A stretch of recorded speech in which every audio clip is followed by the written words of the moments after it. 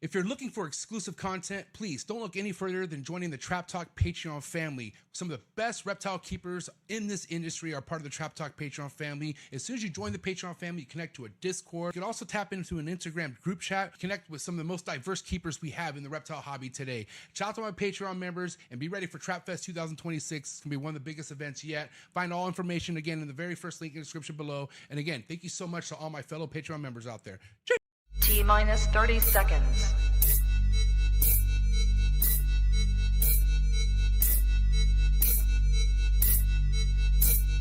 T-minus 20 seconds.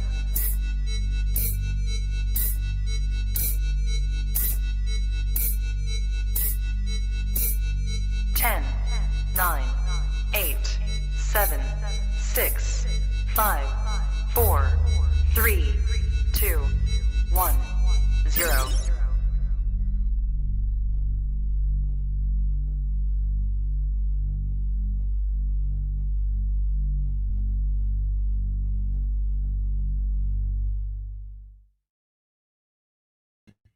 Trap Talk Reptile Network, coolest reptile network in the world. Welcome to episode 770, but welcome to the new All in the Bush Tuesdays. That's right, we are back weekly with chondro content due to high demand, but with a twist.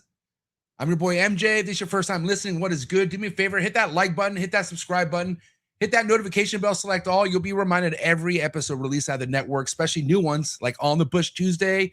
Dude, I'm so stoked for tonight or today. I mean, UK, it's nighttime right now, but anyways, doesn't matter. Listen, I got to say, really excited for this segment only because Sal and Alex, myself, we've all kind of raised in the ranks in the chondro game. We've learned a lot, all of us, still learning, doesn't stop. We go through a lot of pain, but we also have a lot of rewards with the pain, you know. One thing for sure, just to kind of give you guys a little insight of what this segment's about, we get a lot of questions, man, and it's a lot of, you know, I guess you could say noob questions, which is totally fine. We welcome all the noob questions, and I feel like on the Tree Tuesdays, it's a little bit more advanced as far as the topics we talk about. We don't cover a lot of the simple things, right? And the simple things, there's a list long of topics that we could go on. And so, you know, me and Alex have been talking for a while about, you know, doing an episode together. It started originally about doing a locked in Mafia episode where it was just me, Alex, and Sal. But I was like, well, dude, we need Tuesdays to be a weekly thing with chondros again. And so, you know, I brought the idea to Alex. I'm like, yo, what if we go ahead and do a bi-weekly segment, you know, on the weeks where it's not All in the Tree Tuesdays, All in the Bush. And I'm pretty sure it was Alex's idea to call it All in the Bush. He wanted Bushes, but I'm like, it doesn't really go with Tuesday, but I don't know. We might have to vote. Should we do All in the Bush Tuesday or All in the Bushes Tuesdays? But anyways, guys, I'm going to keep this short and brief. I just want to say I'm really excited for this segment. Okay.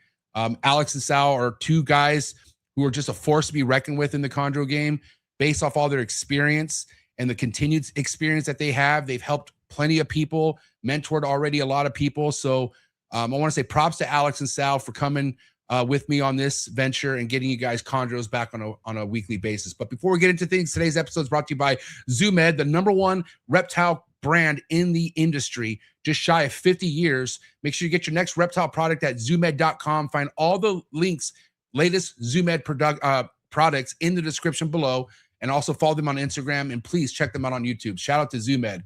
Also, today's episode is brought to you by Mark Hager over at Texas Chondros.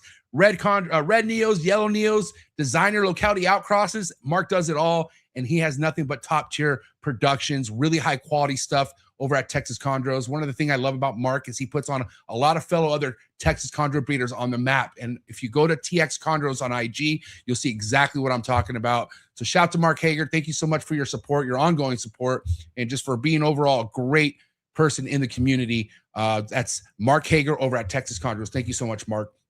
Also, today's episode is brought to you by Brian Susan over at SUNDOWN Reptiles. If you are somebody who has the itch for kahuas, tree monitors, gargoyle geckos, man, the list goes on. Abronia. You got to check out Brian Susan. You got to tap into a lot of the species that he has. There's so many species he works with that are underworked in the hobby. So if you're looking to get your hands on something unique and something awesome to work with, this is your guy, Sundown Reptiles, okay? Go to his website in the description below, sundownreptiles.com, see what he has available, and also make sure you follow him on Instagram and subscribe to his YouTube channel. Thank you so much, Brian Susan over at Sundown Reptiles. And if you're looking for a perch for your arboreal snake, nobody better than the Reptile Perch, okay? Head over to David Brom's website, thereptileperch.com. See what a perch he has that's best suitable for your arboreal snake. Got to let you know, too, he has perches for all sizes, babies all the way to adults, okay? And also, if you go to his Instagram account, The Reptile Perch, you're going to see a lot of amazing chondro productions and projects that David's been doing over the last 6-7 years. Definitely a heavy hitter in the game, well respected. So thank you so much, David Broms, over at The Reptile Perch, for all your support. And yeah, I'm really honored to call the Reptile Perch a main sponsor of the Trap Talk Reptile Network. Also, today's episode is brought to you by Focus Cube Habitats, #1 PVC enclosures in the game. Everything you see behind me are 3x2x2 PVC design enclosures by Stephen and Ashley over at Focus Cube Habitats. They are second to none, man. Their designs are unmatched. I'm telling you right now, definitely get what you pay for when it comes to Focus Cube Habitats.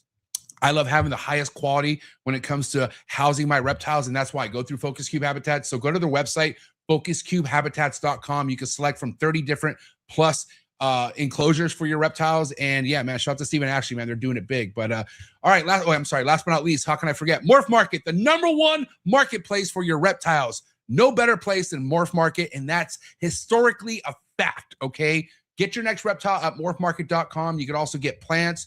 You can get aquatics. You can get spiders if that's your thing, not my thing. But anyways, go at it, man. Morph Market is the best, and that's a fact. You want to know what also? Also, they're the best at shipping. All right, that's right. They got the #1 shipping rates for going on 2 years now. All right, and you guys all thought the shipping rates were going to go up. Nope. Sorry, Morph Market stays king when it comes to shipping rates. All right, and I got 4 boxes going out today, all Morph Market boxed out and all Morph Market labels. So thank you so much, Darian, Zach, the entire Morph Market team and establishment. You guys are killing it. All right, shout out to everyone in the chats. All right, you guys are amazing. You guys are here for an awesome episode, and it's about to go down. All right, my man Alex and Sal are going to come and bring the heat.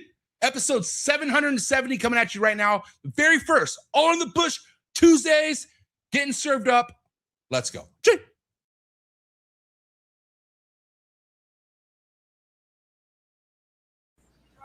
You ready for do more in the future? Trap Talk podcasts? Yes. Man.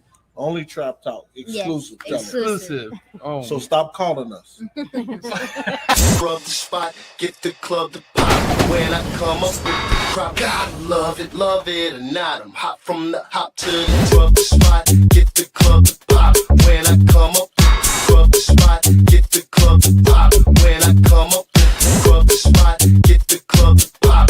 When I come up with the rub the spot, get the club to pop. When I come up with everybody, we do it. Everybody, we do it.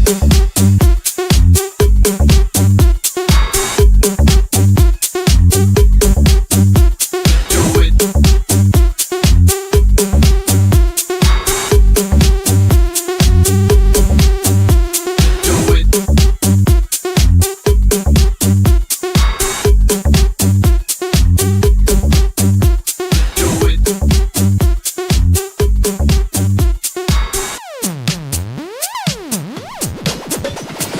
Rub the spot, get the club to pop. When I come up with the rub the spot, get the club to pop. When I come up with the rub the spot, get the club to pop. When I come up with the rub the spot, get the club to pop. When I come up. And we are live, episode 770, the very first All in the Bush Tuesday. And what the hell are we looking at right here? Oh my God. Good evening, gentlemen. Good evening, boys. we thought we sport each other's hats. I got the Texas cowboy hat on, and he's got the British. What do I got? That's right. And I've also got my beans on toast as well. Oh my God. Dude, what? Okay, can we get into the whole what you guys eat over there, Sal? Because I follow some people, and what's up with the beans being a part of breakfast so heavily? Do you do that? Is that like a thing for you too? It is a thing. It's because I'm accustomed to it because obviously I've grown up with it. But British food is dog shit. What is up with the black blood that you guys eat for breakfast? I don't Black understand. pudding. Yeah, Black what pudding. is? I don't get it. Ugh. Bro, it's just the old school thing. It's not too bad. But yeah, What's it taste like? Is it bloody? It's Yeah. like no, you don't really taste the blood. It's like a strong meat sausage, but if you like, you could taste a bit of offal in there, like liver, and like it tastes like organ a little bit. It's quite strong. I would have picked to eat it. I might have it once or twice a year if I feel like it, but not really. My YouTube algorithm has a bunch of UK chefs that show what they're making, and I can't help but to think like, bro, people eat that for breakfast? Like, what the fuck? And I'm thinking like, bro, how do they not have a heart attack? It's so like fried heavy. It's like everything's fried. And again, I don't know, man, but shout to UK. Shout to you guys, bro. Hey, listen, the very first All in the Bush Tuesday episode, bro. How do you guys feel? Finally getting it in. Great. Super excited about it. Yeah, originally this was supposed to be the locked in episode, right? But I'm like, dude, we're gonna do a lot more than one episode, I feel like. And here we are, the new segment here on every other Tuesday. And you know, again, Alex and Sal, you guys definitely can relate when it comes to people asking you some of the most simple things, which simple to us, right? Because we've been doing this for so long. But a lot of these questions that we get, I feel like they're important. They're pretty like, I think they all need their own episodes around it. Don't you guys think? Yeah, absolutely. I think it's like a lot of the questions that I probably was asking in the early days, or didn't really have many people to ask the questions that I was thinking about at the time because it was so long ago. But definitely, it's good for us to touch on these topics and get the information out there. What do you think? Yeah, and it's a lot of questions that seem so obvious to us now. Like whenever you get asked a question, I always think like it just seems so easy and obvious, but whenever you first come in, it's really not. And so even if you were to ask me 2 years ago a question, I probably would answer it different today. And, you know, years ago, I still had several years of experience. And so you just always evolve and change. So I think it's good to get back to the basics and see what happens. And what's crazy is even though we, you know, again, we want to do, lose the hat. Thank God. Had to lose the hats. Dude, it was hot. Like, Alex is going to pass out 10 minutes in. But what's crazy is like, as much as this is kind of targeted towards new up and coming chondro keepers, dude, this is going to be great refreshers for anyone who's been around, because no matter what, Bill talks about it on our fucking All in the Tree Tuesdays. Like, you're never done adjusting. You're never done hearing out things that you forgot. Like, oh shit, that's what I should be doing. And you working so close to Bill, you see that there's always things that he's remembering he should do at times, right, Alex? Yeah, I mean, not only remembering, but just he's constantly changing what he does. I've seen him change his room around. I've seen him change his egg box around, his temperatures, his incubator, everything. He's always changing stuff around. And so that's after what, 25, 30 years of him doing it. Yeah. So, and again, like, you're only in a better place if you don't think you know it all. Because as soon as you are acting like Mr. I fucking got all this figured out, trust me, I've been there. You don't. Okay. Yeah. Something will happen where you're like, oh my God, what the fuck? And, you know, luckily we have All in the Tree Tuesdays, but now we have All in the Bush to cover all these topics. that's right. Yep. And, you know, I figured we kicked the first one off, which is more likely the biggest topic for anyone new coming into the game, right? How to establish your brand new neo, juvenile, adult green tree python when it comes into your collection. This is kind of a loaded one because there's so many things people do differently out there. I mean, one of the first pieces of advice that I could give anybody when it comes to you bringing in your first chondro, other than quarantine, which is very crucial, right? We could get into that, but having a temp gun, right? Knowing the temperature of this snake when it comes in, because let's admit, I've shipped all year round this year. There was never really a period. There might have been like holidays or, you know, Morph Market. One thing I love about Morph Market, they'll tell you when there's crazy storms and they advise not to ship because how crazy the hubs can get. So that's when I won't ship. But overall, I shipped every month last year. And again, like, very adamant about making sure temps are good in the box. But what do you guys think the effect is on a chondro that isn't packed properly with the heat, the phase pack? It's maybe sent off during a cold front, and that chondro comes in fucking frozen as a popsicle. That has to have an effect on it getting established, you guys would think, right? Yeah, I think so, yeah. I mean, it really depends on if it's a neonate or an adult as well. If it's a neonate and it comes in frozen or, almost Cold, not Oh, frozen. yeah. You know what I mean? Like cold, like colder Yeah. than what it should be, right? Yeah, I mean, neonates can't really handle stuff like that too well, at No. least not as much as adults can. Because I've gotten in some sub-adults and adults, and they were cool, but they were fine. Right. They were still, they weren't lethargic. They were moving around and stuff. But if you get a neonated and it's cool, like that thing, you need to act quick on that. And you got to let the shipper know, right? Like that's the thing, right? Like a lot of people don't catch up on this. They put the snake away, they go to feed it, and it's just not acting hungry, or there's something up. Well, if you know it came in at an undesired temperature, hot or cold, you got to communicate that to the seller. Like that's 1,000% going to make your life easier if you temp it and it's super hot, or if it's super cold. You should let the person know who shipped it. This is how I got the animal in. That way, that's already established. Okay, right? Yeah, and I think like for me, it's a little bit different as well. But like over here, I refuse to use any courier or shipping company within the UK. So if someone's bought a snake off of me, I will only deliver or pick up or meet the person. I will only hand deliver them, because there's been not even stories, but I recently went to book a slot a few months ago, and in the UK, it's not like shipped overnight or in a few hours and you receive it and it's guaranteed. It's they pick up the animals on a Monday, they drive around the country picking up more on a Tuesday, and then they deliver the snakes on a Wednesday. And I'm like, well, this snake's going to sit in a car or a van for like 3 days, and I'm not willing to put my animals into that. So I just tell people, if you buy off me and you're within the UK, I will ship if you cover costs. Not ship, I will deliver if you cover costs, or I'll meet you, or you can come and collect. Like, I won't use shipping companies. I mean, Alex and I have definitely shared some stress type scenarios where packages get held up. Like shipping's not fun. I don't like it.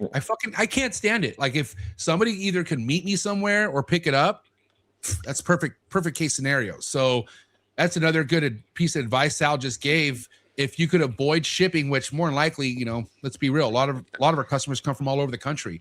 But you never know, like especially Texas. Texas is a huge state of reptile keepers. And I'm sure, Alex, you've had people locally. I know Bill for sure has people come to his place, drive fucking through multiple states to go pick up their snake. But I'm sure you sold to people locally at this point, right, Alex? Yeah, for sure. And I've even sold to people that are like, say they're like, 3-4 hours away. I'll just meet them halfway. I'll drive an hour, hour and a half, 2 hours, whatever, just to avoid shipping. I'm the same. I refuse. Sorry. Yeah, I mean, I avoid shipping if I can. If it's within a couple hours drive, I'll definitely drive it, because that's way worth it over the stress of shipping. But also, you should, whenever you ship an animal, you need to follow a certain protocol, right? Like you need to make sure your temps are good. You need to make sure you have a phase pack in there, a heat pack, a cool pack. You don't ship above a certain temperature and you don't ship below a certain temperature. And not only for that one day, but for a couple days after that as well, because as MJ just said, stuff happens. I had a situation last week where I shipped two high-dollar animals, and I don't know why FedEx does this, but whenever you take them there, even though there's already a label on the box, they print out another label to slap over that label. Well, they switched my labels, and they shipped one snake to one place that was supposed to be going to the other place, and vice versa with the other box.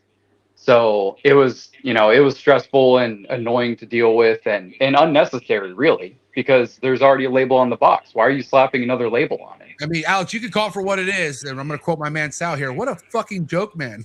Yeah, it's just so unnecessary. I don't. There's so many factors in FedEx that just are unnecessary to deal with. Like, why are you printing out another label? There's already a label on the box that's telling you exactly where it's going.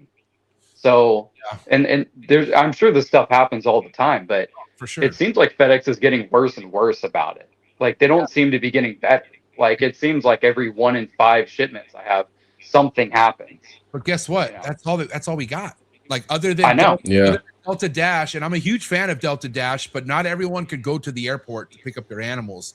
Like going to the airport is, for some people, is kind of a fucking mission. You know what I mean? So I get that, but goddamn, dude, like, there was a couple huge packages recently where they got held up, and it made my fucking week terrible. Like, even though every snake that's been held up somewhere has made it safely, it still feels like shit, because you're thinking of the what if, right? Like, okay, what if that snake does roll up dead and you can't replace it? You got to refund them. Simple as that. You have to refund them. There's no excuse. And international is even harder. Like, Yeah. when mine were coming in from Bill, I remember telling the shipper, like, as soon as it lands, I'm coming to meet you. I don't want you touching it. I don't want you unpacking it. I don't want you doing anything to it. I'm just coming to get it. Yeah. Like, yeah. So we're talking something else about. Oh, yeah. So another thing too, guys, to take note of. And we're gonna go around the horn here, but one thing that I can't stress enough, especially when it's a fucking where you pay a snake, you pay thousands for. It's at FedEx hub at 9 a.m. ready to be picked up. I'm texting you, hey, it's ready to be picked up, and you don't text me till 3 o'clock, 4 o'clock. Hey, sorry, just now getting around to it. What the fuck? I'll tell you one thing. One of my fucking things I go with: if you're not there at 9 a.m. to pick up that snake because you got whatever other priorities, guess what? That whole guaranteed snake alive deal out the fucking door. I'm not responsible for a fucking package that you're gonna leave all day at FedEx because you're too busy to pick it up. Sorry. Yeah, I had a Gasanova baby that I shipped out last week, and the guy didn't pick it up till like 4 o'clock. Fuck. I was like, bro, like, yeah. I texted him twice throughout the day. I was like, come on, bro, like, we need to go get this package like ASAP. But what do you guys feel about that? Like, is that asking for too much? Like, especially when all this is agreed on beforehand, right? Like, if I ask you Tuesday for Wednesday, good for you, and you tell me yes, that better be yes, I could pick it up as soon as it's ready for pickup. It's not, absolutely. Right? You think, right, Sal? I think that's completely correct. Like, if I had the ability to ship like you guys do, state to state, or the shoe was on the other foot, bro, I'll be waiting for that tracking to be like landed, and I'll be flying to go pick up that snake. Like, I picked up my snakes from Bill from the shipper at like 3 a.m. The minute he texted me, I was like, I'm on the road. I left home at like 2 a.m. and drove to the guy. Like, I don't know if people aren't phased, and I think it's fair if the whole live guarantee thing is you pick up the snake when it lands on time, then if it's there for 8 hours, then that kind of, for me, that's a bit of a gray area. I would say that kind of goes out the window because you obviously you're not bothered. So, right. And I agree. And also too, we don't, from what Alex said, it seems like the employees at FedEx are getting worse and worse. Okay. So if you have somebody who don't give two shits about them being a live animal and keeping it in a controlled temperature room, dude, I'm sorry. There's no guarantee when it comes to that. And this is all case by case and scenario by scenario, of course. Like, if you are letting me know something came up, I can't pick it up right away, and you at least communicate that, well, then okay, I get it. Things happen. But the whole not texting me back until 3, 4 o'clock, no, dude, sorry. Like, that's on you. That is on you. And again, I don't get upset. I just tell them, dude, if anything's wrong with that snake after 8 hours of being at FedEx, ready for you to pick up, I'm not going to cover it. I'm really not. Yeah. So, that's fair. Yeah, and again, right, guys, like, we know shipping does a lot to these animals, okay? I will say, for the most part, 9 out of 10 times, Alex's baby that I got is a good example. I get them in, they're ready to fucking rock, okay? A well-established fucking snake, God forbid the shipping goes smooth, you get this thing in, you could feed it that night if it looks ready. So let's kind of go around the horn. We'll start with you, Alex. What's your protocol? Like, let's say I'm sending you a banger. You're getting that snake in. I'm telling you, hey, it ate last week. It already took a shit. What do you do from there, Alex, after you receive that snake? Just making sure it looks good, making sure it's not lethargic or anything like that from shipping. And I'll set it up in its tub and probably feed it that night. If you said it ate a week ago, I don't see a problem with feeding it the same day. In fact, I tell people that I ship snakes to that you can feed it that night as long as I didn't feed it anytime soon. If I fed it a few days ago, I'd say wait a little bit. But if you fed it a week ago, it should be fine to eat that night. It might not, though, because some of them get stressed out from the shipping. But if it will, then great. And good to go after that. Yeah, and you guys would both agree, like, if it doesn't look hungry and you still try to feed it, don't push it. Like, listen, at the end of the day, if it's not acting hungry, it's not hungry. But the worst thing you could do is try to force this thing to eat on its first night there. Like, this is very important to pay attention to, guys. If the snake looks hungry, we'll fucking hit it with a meal if it wants to eat. And if it doesn't eat, not a big fucking deal. So let's talk about you, Sal. Like, when you're getting a new snake, and especially something that comes from the United States, right? You're waiting for all that travel. What works for you, Sal? How do you like to do it? Bro, normally I would always say, I even say this to anyone that's bought snakes off of me, is have something ready and set up. Have an enclosure or a tub or something ready. Before I meet or deliver snakes to anyone, I make sure they send me a video of their whole enclosure set up with a video of their temperatures, everything dialed in for a week at least before I'm meeting you anywhere with a snake. So yeah, I make sure the enclosure's all set up and ready. Like Alex said, get it in. I more than likely will stick it up. I would normally swab it straight away. Yes. Take as soon as it comes through the door, take a swab. Doesn't matter who it comes off of. Like my swabs, I love Bill to pieces. He's like family to me. I know his stuff's clean, and I know these things eat. But again, I still swabbed it as soon as it comes through the door. It goes into a quarantine enclosure.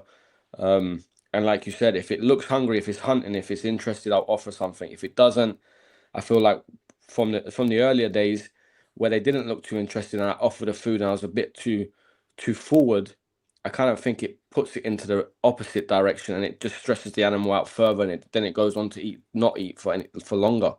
So yeah, straight in, swab, make sure it gets warmed up. If it's hungry, offer it something to eat. Yeah, we always talk, quarantine, how crucial that is, right? Making sure the animal is in a place where it's not going to mix in with anything else that you might have. But obviously nido testing has been something that's been quite popular over the last few years. Like, a lot of people are realizing the value of getting your shit tested. But if you're buying a snake from whoever, like Sal said, doesn't fucking matter if it's family or whoever the fuck, and they test it, you should test it when it comes in. Like, if you want to be Mr. Nido Tester and making sure you're doing it right, it doesn't matter if that snake was tested before coming to you. You still need to be the one to test it yourself to be safe. And I think it even applies even more for international shipping. Yeah, because my two snakes were held at the middleman's house for like 2 to 4 weeks apiece. Like, that guy's holding another God knows how many reptiles there. He's feeding, he's doing stuff, he's quarantined, or his protocols may not be as strict as Bill's or ours. So I got to swab that as soon as it comes through the door, but even more if it's international, because that middleman could have done anything. Yeah. And you guys agree, right? Swabbing should be something that's done before you actually put the fucking snake away. If anything, like the sooner the better you do that, the more valuable it is as far as making sure you're nido testing. Yeah, absolutely. It's definitely important. I mean, especially if you're getting in imports. If you're taking in imports, that gets swabbed as soon as I pick it up from FedEx. And, yeah. Luckily the RAL lab is 30 minutes from my house, so I swab them and I drive those swabs right over to the lab, and I get results back that day or the next day. But what about you, MJ? Do you swab neonates? No, I don't. I mean, honestly, I don't either. And listen, don't do what I do first and foremost, guys. I don't recommend whatever I do. You should do it too. I've even said this, I think, a while ago on Keynote, rest in peace, and Trav's podcast.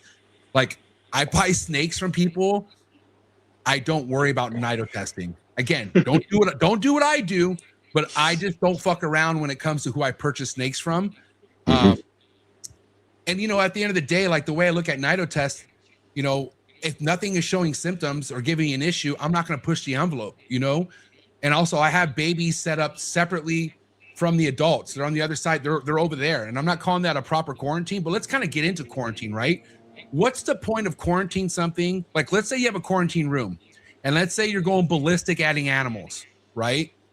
Well, if you have a chondro that's in that room for 2-3 months and you buy a new one, and it's in that same room with the one that's been in there for 2-3 months, and you're still unsure if that one's healthy or not, what kind of quarantine are you really doing? Your quarantine resets. Your quarantine starts when the last animal goes in.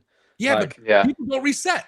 Damn well people don't reset. Yeah, no, it don't count. For me personally, it don't count. How contradicting is that, first and foremost, right? Yeah. And again, dude, I'm at this point, 10 years in the game, dude, I know who the fuck I'm buying my snakes from, okay? A lot of these people out there who are growing their collection, they don't. They're fucking getting deals on Morph Market, deals on Craigslist, getting deals wherever they can get deals. And that's fine, dude. Shout out to the deals out there. But you better fucking be careful, dude. That's the only thing that irks me out is when you don't know who you're buying from. If there's a cheap snake on Morph Market, that is the #1 red flag. Yeah. Because that thing has gone through other people, and there's a reason that person is selling it. Especially if it's a female or something like that, and it's cheap. They're like, I don't even want to touch it. I wouldn't touch that with a 10-foot pole. And I see it all the time. You know, people will post cheap snakes and stuff like that, and I'm just like, dude, that's not even worth it. You think you're getting a deal, but you're actually buying a headache. You're not doing anything to benefit your collection, or you're not getting a head start. You're not doing any of that. You're hurting yourself at the end. Mm-hmm. And I'm sure you guys watched the Dr. Tillis episode that I've had a couple times already with him. And he's had snakes that he's had Nido test clean that still popped up with Nido years later. Yeah. You know what I mean? And that's another thing too, right? Like one thing I know where I'm safe, I don't sell adults. No, sorry. The adults, Absolutely not. The adults write it out here with me, and that's it. What I am more in control of are the snakes I produce. You know, and dude, I will never deny a Nido test. If you're gonna spend money with me and you request a Nido test, no fucking problem. Let's do it. But then I tell them, when you get this snake, you better Nido test it yourself as well. Do not rely on my Nido test skills to be safe and to make sure you're doing your part. You should Nido test on top of my Nido test if you really want to fucking be there. You know what I mean? Because there is a bit of a gray area, and it gets a bit tricky because, like, it hasn't happened to me. Knock on wood, you guys say, it's not touch wood, but it's. I've heard of horror stories where people they get animals in, they do a Nido swab, it comes back negative, and then like 6 months later it will come back Nido positive. But like realistically, at that point, what grounds do you have to speak to the breeder? Because if the shoe was on the other foot and I was the breeder, and I swabbed it, it was clean. You swabbed it, it was clean. And then 6 months later, it's got Nido.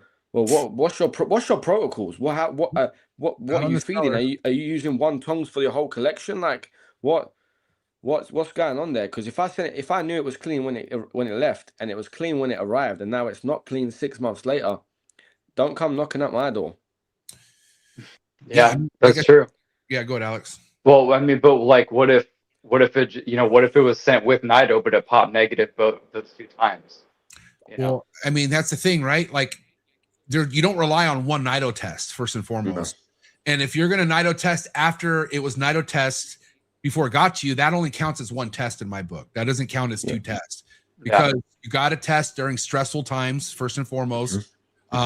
Which I feel like shipping is that's a high intensity moment for a fucking chondro to come in. So I think after it's been shipped, that's a good indicator. Okay, you know, whatever this Nido test comes back of is a good thing to pay note of. But also you got to Nido test again in 3 months, and then again in the next 3 months. You need 3 Nido tests to really say you Nido test technically. But even with those 3, you're really not in the clear. That's what I'm saying. You're almost never in the clear. With the way this shit can pop up, you're literally almost vulnerable for Nido anytime it possibly, you know, which is crazy. And I think it's least to happen if it's a baby. Like if you're getting a baby that I produced, Alex produced, or Sal produced, okay, you're more likely you could breathe and go to bed knowing you don't have a Nido positive snake. Now, if you get an adult, dude, you better have a fucking 13-month quarantine process for that adult. Which, how many fucking people that we've all seen get adults and they breed them 3 months later? Yeah, absolutely. I've seen people breed them the same day. Same They week. get them in and then they breed them. Yeah. And then their collections start going downhill in 6 months, and then they're like, "What happened to my collection? Like, I've got Nido everywhere." Are you surprised? Yeah, and listen, shout out to Brian Fisher, man. Like this is a friend of mine that I have a lot of value for the friendship I have with him and Patrick.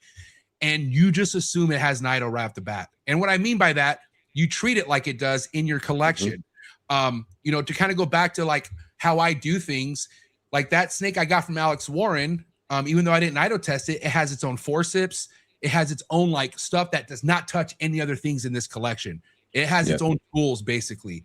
And And that's another thing, right? That's kind of how I do things.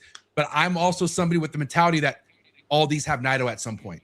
And that's all how I'm going to work my shit. You know what I'm saying? And again, I feel confident selling a baby all day, every day, a juvenile all day, every day. But if it's been in this fucking cage or something that's an adult, I don't sell it, dude. I don't sell it. And by doing that, I know I'm not going to ever put Nido in someone's collection. Yeah, most likely. Because I think we all have the same protocol that we work from youngest to oldest, right? Yep. So if it's not backwards. Right. So babies are born without Nido.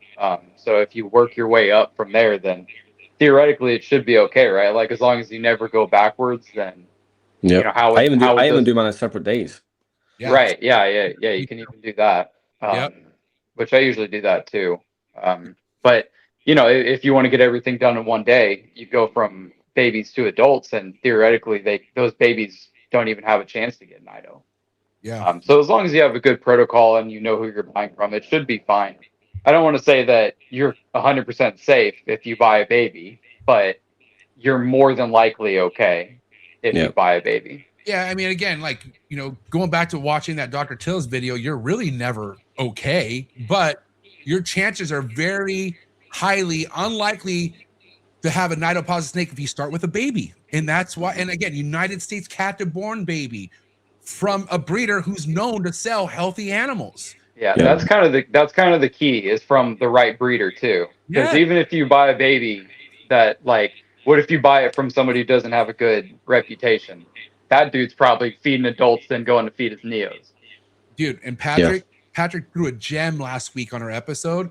There's motherfuckers who have 1 or 2 clutch that become Mr. Advocator and giving you all the advice in the world just because they got some fucking success on their first year breeding.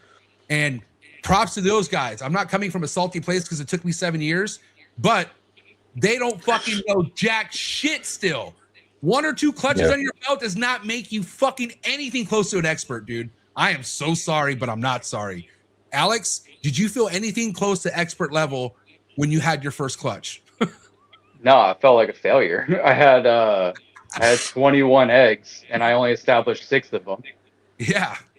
So no, not at all. Mine was even worse. Mine was a train wreck. You didn't have a vlog that week that says how to produce chondros like a G or anything like that. No. And again, dude, like, I get it. Like, at the end of the day, everybody wants to be somebody, right? People want to have that respect, and they feel like giving advice, being very vocal of minimal experience. I get it, dude. But listen, a lot of that shit could come back and bite you in the ass. I'm not saying you shouldn't speak on your own experience, but there's just people who have that know-it-all vibe, bro. And again, you and I talk a lot, Alex, on how many humbling situations go down in the chondro game. And it's better to not assume that you're doing it right versus acting like you did it right every single time. Like, how does Bill act, right? When there's a female that's about to lay a clutch, tell us how Bill likes to act, Alex.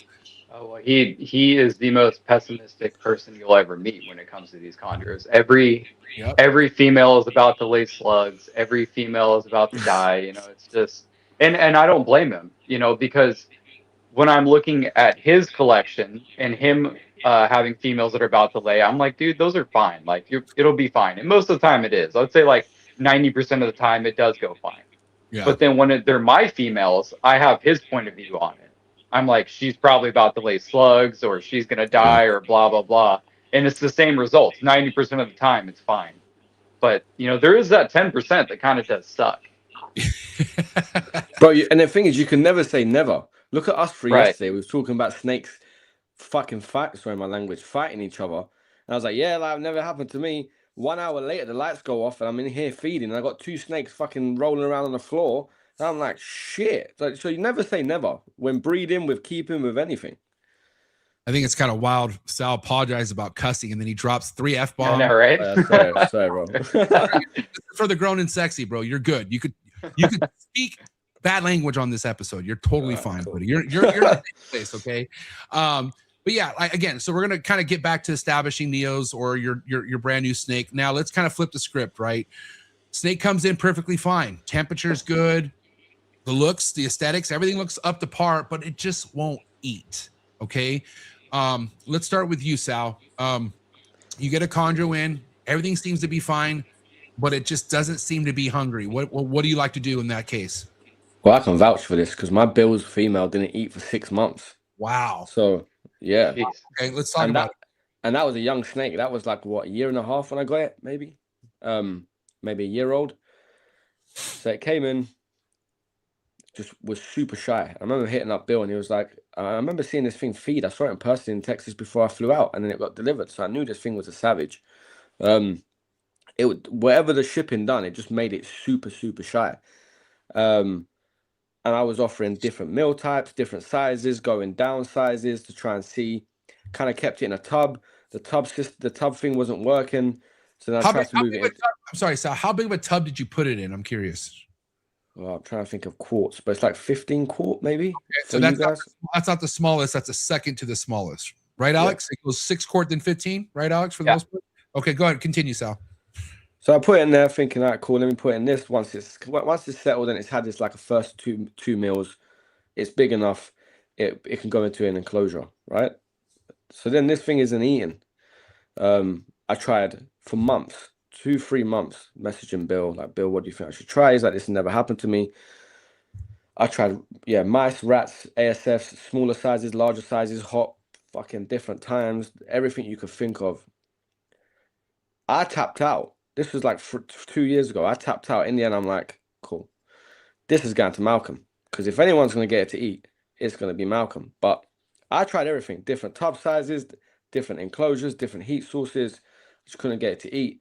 The difference here is you can't really get live like you guys can, right? Or like fresh kill, etc. So people do it, obviously, but it's frowned upon. It's not illegal. Everyone thinks it's illegal, but it's not. It's frowned upon. But I knew that Malcolm, if needed to, could have access to, allegedly. I'm not saying he has a rat colony, but he could have access to if he needed to, or to send it. And he managed to, he said she was super shy. He put her straight into an enclosure, a 2-foot enclosure, just skipped the whole tub thing. And he realized whatever shipping had done, the snake had been super wary. So if he was to go near the glass, the snake would just spaz out and be super scared. So he just took time. And again, this was all new to me. Like, he's done the shipping stuff. He's brought snakes in for years before I even got into stuff. So it kind of taught me the way he done it, but he got her onto food eventually for me. And this time I'd be quite confident in doing it. But I tried everything I thought I could do here. But I also had another one similar to this that I bought, same story. And this is how I met Malcolm. But anyway, I bought the snake. It was a Vinsky female, stuck her in an enclosure. Well, actually, I moved her in the enclosure because I bought the enclosure from the guy, moved it over, plugged her in, and she wouldn't eat and eat and eat. And the guy that I bought it off was being an asshole. He wasn't like telling me what he fed her, how often, anything, was being super dismissive. And then when I looked into my Reptile scan or app that I was using, I found that Malcolm was the breeder, and I hit him up. And that's how I found Malcolm. And he basically said to me, this specific snake has been fussy since the day I hatched it. You need to go smaller. You need to go super hot, warm the head up in a kettle. And that night, bang, it just took. So that one had a specific way of triggering it. And the one from Bill just wasn't triggered. And Malcolm taught me what he done, went super slow. But I've been there, and it's stressful because when that was the most expensive snake to ever come into my collection. And it doesn't eat for 6 months, and you want to bang your head against the wall. Well, I mean, I remember the anticipation before you got that snake. You waited months. Like, you waited a long time to get that snake. And I remember, I think I've been to Bill's almost twice before it even got to you. And yeah, I remember seeing the snake. I was like, God, okay, yeah. So I remember seeing the snake when it was smaller, because this is back when Bill had parties twice a year, or not parties, but there was a show twice a year. I would fly there, I think in February, right, Alex? Or when was the earlier? Yeah, like April. Yeah, it's like February, April, I think. Yeah. Right. And then there was one, and then the main party in September. And I remember seeing the snake's growth, and I'm like, fuck, damn, this snake that Sal's getting is huge. Like, it's doing great. And so that, you know, when you have that much excitement build behind something, oh, it's easy to get in your head and be like, oh, great, this thing's not going to eat. Bro, You the know? stress. It sucks. And honestly, it fucks with your sleep. Like you just don't, you feel like a complete fucking failure for sure. Which is completely normal, dude. Like how many times have we been tested in this game? Like not even when it comes to breeding, just establishing, you get into your head sometimes. It's really absolutely easy. Yeah, it's really easy to. Absolutely. That's why I went crying out to Malcolm, because I was just like, you know what you're doing, but I was just like, I've just paid this much for this animal. It's my dream animal. It's just arrived. I'm gonna kill it. It's not eating. You're getting in your head. You've got a whole room of chondros, but you're getting in your head. You're like, I'm gonna kill this snake. Like you just start stressing out. And then the second one, the second one came a year later, ate straight away. Like just same trip, same packaging, just ate straight away. So all of us on this screen, especially Alex, knows how Bill feeds. He don't fuck around. He feeds really, really good. And Ryan Young said on an episode, one of the things that has happened not only with him, but he sees that goes down is like somebody gets a chondro in and it doesn't want to eat and they freak out. But this snake has tons of fucking meals in it. And that is also something to take note of. Like if a snake has had 0 skipped meals, all it has is eaten, and it doesn't come to you hungry, who gives a shit? Like, don't force the issue. I think one of the worst things people can do, and we'll get your guys' take on this, is try every 3-4 days to get it to eat. Like if it's not hungry, it's not hungry. Trying to get this thing to eat, you're only going more backwards and backwards and backwards. What do you think, Alex? I would say probably a week in between, 3-4 days. Like sometimes it takes a little bit longer than that, but sometimes they eat within 3 or 4 days. Sal, I have. Did that female lose any weight in that 6 months, or was she?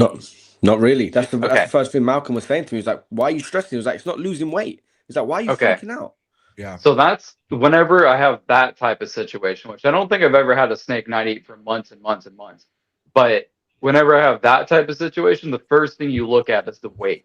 If she's not losing weight, then it's probably okay. Like it will eat whenever it wants to, right? Like their ball pythons can go off food for a year and not lose a gram. It's just the way they naturally are sometimes. Now, if it's not eating, now then it's a problem, right? What the fuck's wrong with your connection there? You broke up a little bit there, Ginge. What was that all about? You sounded like a robot. Am I okay now? Yeah. Yeah. Oh, he's pissed. No, I'm not pissed. I'm just kidding. Yo, can you hear us, Alex? Are you good? Yeah. Yeah. Sorry. Well, I mean, where did it cut out? No, we heard you, but it like glitched. Like it did this weird like, fucking robot glitch. Okay. Sorry. I need to get new earbuds. These are. No, you're fine. No, you're good. No, but yeah, you know, again, like it's if you're not noticing any declining in the weight, I mean, again, don't stress out about it. But I don't know how many times I've seen people get a snake in that doesn't eat, and they come to me like, "Hey, I've had this snake for 3 months. It's not eating." And I'm like, "Well, how often are you trying?" "Well, I try like every 3 days or 2 days." And if it's just not acting hungry, what makes you think it's going to be hungry in 2 days? I just feel like it, and especially if the snake is full, like it looks good, like let it chill for a little bit. Like if it's not hungry that night, you get it in, don't push the envelope. And I just feel, again, people have different experiences out there, but I feel like the more you try to force this thing to eat, the more chances you have of this thing getting to the point where it just wants nothing to do with food. And then you're going to have to wait months. A lot of the times it's the technique, because whenever you're selling a snake, you're probably selling to someone who's not as experienced as you are.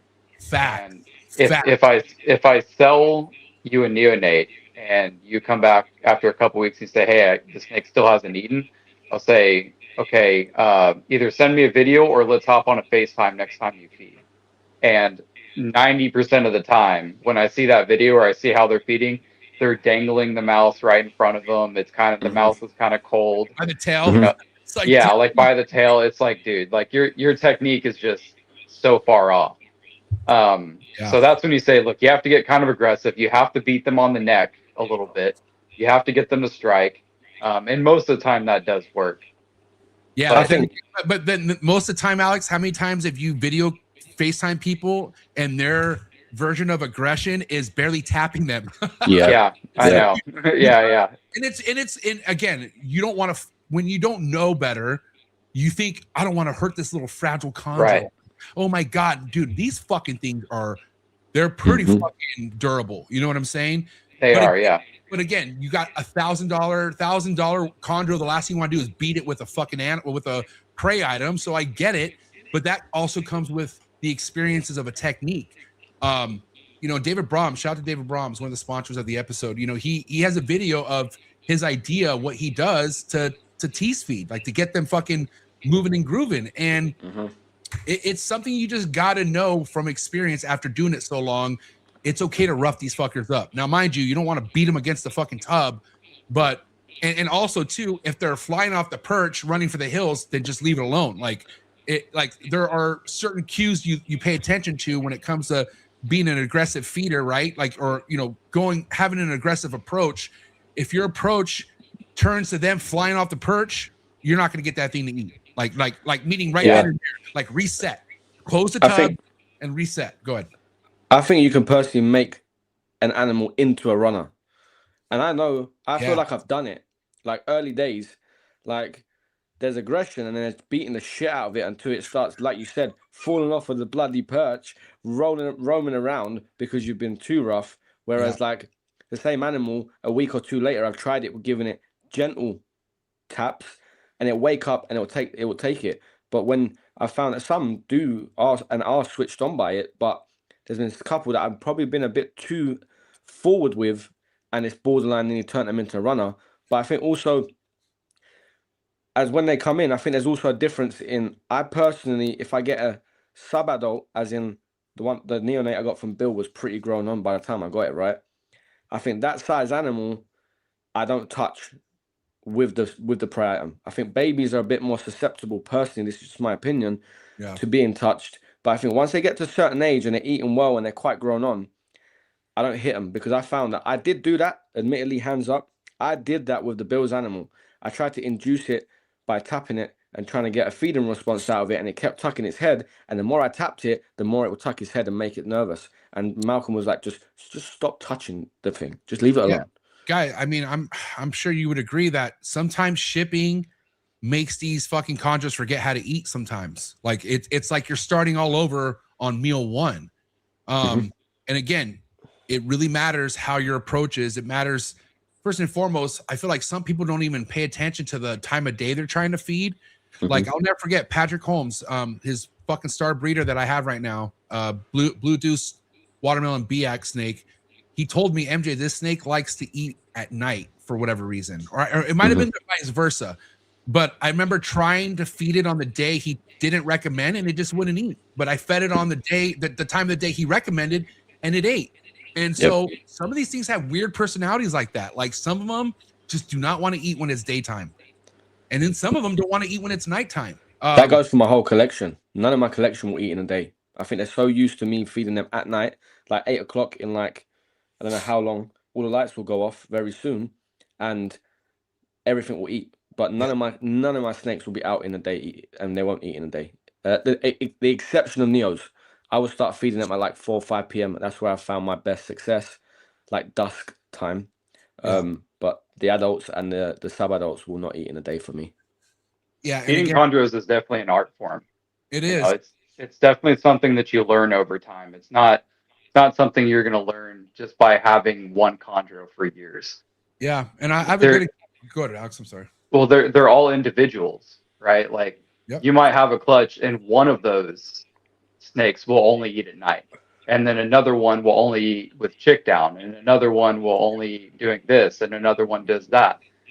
It's all different, and you should have all of that in your tool belt. To break out on any of them at any given time. And in the thing that I have noticed is that the best thing to do is nothing. Just straight up leave them alone, because that works most of the time, and it's the easiest, but it takes the longest. And I'll tell you, like I had a very small clutch recently of 3 neonates, and 2 of them ate no problem, and one of them just didn't eat. It just would not eat. And I said, you know what? I'm not going to assist feed you. Let's just see what happens. It took 2.5 months. Every week I would go in there and I'd try to feed it, and nothing. You know, it it would strike a couple times and then it would run away. And so every week we just repeated the process. But after 2.5 months, it finally struck, wrapped, and ate it. And now it's on its like third or fourth meal. And I did nothing except just try and feed it. Yeah, there's so many things you can do to try to cater to the animal to try to get it to want to eat. I know one thing I've helped a lot of people with is I'll ask them, like, for instance, I asked Sal, what size tub did you have that snake in? He said 15 quart. And I remember it was a pretty good size Neo, but you'd be surprised if you could put it in something smaller, how putting it in something smaller gets it to calm down and actually get them to eat it. I've seen numerous times because I've had people show me, one of the things latest, and I love Focus Cube, right? But a lot of people are getting the small Cambro tub rack systems, right? Which are great. I have those here. But if you are planning to putting your new chondro that was in a tub rack system, not a Cambro rack, a tub, and you want to put it there, chances are you better have a backup plan to put it in something else that's not going to eat. Because I'll tell you what, I recently upgraded all my holdbacks from last year to 15 quarts, and then I didn't have enough 15 quarts, so I put some in the Cambro rack system that I had. Well, guess what? The 4 I put in the Cambro rack system all denied a meal, and these things haven't missed one fucking meal. So that goes to tell me there's something about those Cambro racks that is a little bit more of an adjustment than I thought. Now, mind you, all I did was I waited till nighttime. So I like to feed during the day. I have no issues feeding early morning, daytime. But whenever one's giving me a run for my money, you got to understand how much it changes when the lights go off. Absolutely. And again, those all ate when it was nighttime. I tried in the morning and tried in the daytime, which they never have an issue eating ever during the morning or daytime, but they didn't want to eat. And I was like, and they were acting super shy. Their heads were tucked. And I was like, okay. And so approach them at nighttime and their heads are out and they're looking. Well, now they're curious, and all 4 of them ate at nighttime. But again, I had recently a homie, my homie Double J. He got a couple snakes from Dan the man, and he put them directly. Dan didn't have them in a Cambro setup. Dan had them in a regular tub setup. And my boy Double J put these snakes in a Cambro setup. And I was trying to explain to him, like, that's first and foremost, they're going from Massachusetts to Cali. Okay. So the air's different, the weather's different, first and foremost, but also the tub size is completely different. Even though these snakes look pretty perfect in the Cambro tub setup, it's still a different vibe and a different airflow. Like, it's just different. And so anytime you have a situation, and again, what do you guys recommend putting the fucking new snake in exactly the kind of setup it was in before it got to you? How important do you think that is? Absolutely. 100%. Like, I get it. I see the excitement, bioactive, when we put it in the biggest enclosure, and that's all fine and dandy after it's established. Yeah, I agree. I'm sorry, go on, Alex. well, I was just gonna say, like, I see those Cambro tubs and they're nice and I like them and everything, but anytime someone says they're about to put one of my neonates in one of those Focus Cube Cambro tubs, I kind of cringe a little bit because what you just said, MJ, like, sometimes, like, there's like a good amount of times they don't eat, and I don't know what it is about those tubs, but they're too open, I guess. Like, they're just too open. I think they're great for once it's established. Like, once they're rocking and rolling, they're perfect. But a lot of them have more privacy before getting to a Cambro tub. Like, they're used to it being darker. Like, the humidity. Go ahead. Al. No, it's going from a translucent tub to a transparent tub. Like, a Cambro is completely clear, so the way it lets light in is completely different. Like, that animal's used to being in a tub that's like translucent, semi-opaque, and not being subdued to light constantly. Whereas a Cambro, straight away, everything is coming in, all the light is coming in, so it's a completely different. Even though it's a tub setup, it's completely different. Yeah. And again, if it's was more of a display. Yeah. Right. But and if you are getting it from someone who established it in a Cambro setup, well, that's good. All right, cool. Then like I said, I always recommend getting your new chondro set up the exact same way the seller had it set up, at least for the first few meals. Like, let it eat a handful of times, let it shed, let it shit. And once it does all that for you, fucking put it in your living room for all I care. At that point, it's established. And so whatever you do from there is on you. But as the seller, I can't stress, like what Alex says, when they send me a picture and it's a 2x2x2, and I'm like, dude, I have this in a 6-quart tub and I told you that. And again, a lot of the excitement takes over. They're doing what they think is right. But if you want to do things right, you fucking have the exact same setup the snake was in before it lands into your collection. Go ahead, Sal. No, I've had to refuse a sale recently because of something like this. Because Oh yeah, me too. someone hit me up and was just like, I've got a 3x2x3 that I'm putting in my front room. Like, I want to set up and all this stuff. And the guy's got monitors and other stuff in the UK, so he kind of knows how to keep reptiles, right? And I was just like, look, let me send it to you. If you want it, I'll deliver it. It has to go in something similar. Once you have it feeding and once you got it bulletproof at your place, post smooth, you can do what you want with it. And the guy was just like, no, I'm gonna put it in a 3x2x3. And I was just like, I didn't even reply after that, man. I just if you're not gonna listen, like, and let me help you, then that it's gonna get to you. You're gonna put in a 3x2x3. It's not gonna eat. Then you're gonna blame me. Then you're gonna slam my name all over the internet because I'm a shit breeder and the snake don't eat and it's dying. But realistically, you haven't listened to anything that I've told you. Dude, and you know, again, some people might think, oh wow, like you're trying to be controlling, or no, dude, I'm trying to avoid a fucking headache that you're gonna probably blame me for. Okay. Yep. And how many times have we seen that where people, I've had people come to me telling me their snake won't eat and they didn't even go to the seller. I'm like, oh, what the yeah. fuck? Like, why are you coming to me first? Like, I don't know how this animal was established. And that's the last thing I ever want one of my customers to do, is to go run to Alex Warren or Sal when I'm the one that sold them the animal. Mm-hmm. Like, you go to the fucking seller. And a lot of the times, the reason why they don't go to the seller is because why? They didn't listen to the seller. That's why. They did what the seller advised them not to do, and they feel like such a fucking tool that they don't want to go back to the seller and be like, hey, it's not eating. It's 2x2. You know, I didn't do anything you told me, and now, yeah, they're probably just embarrassed because it's just like, oh yes, by the way, can you help me? Because everything you told me not to do, I've done, and it didn't work. So now I need to actually rectify this animal. At that point, it's like, so I can see why sometimes they go rogue and go to other breeders, but any good breeder should be able to help you out with their animal. Just listen a little bit to what they're saying, let the animal get established in your connection, and then do what you want with it after that. Yeah. And I gotta tell you, man, there's so many well-established conjure breeders out there to where, guess what? They won't fucking sell you one if you're that kind of a dickhead. Like, I know all of us on the screen, we don't need to sell you fucking anything, first and foremost, especially if you don't want to fucking listen to basic instructions. Because again, dude, we worked hard for productions. Like, how many years did we eat shit before we could get to the point where we could establish something we're proud of, and we're just gonna sell it to someone that's gonna kill it? No, yeah. I'm sorry. And then on top of that, you kill it and blame me? No, dude. Sorry, pal. It's not going to work like that. Okay. And that's why I'm very proud to say I don't do this for the money, because I can literally pick and choose who the fuck I want to sell these animals to.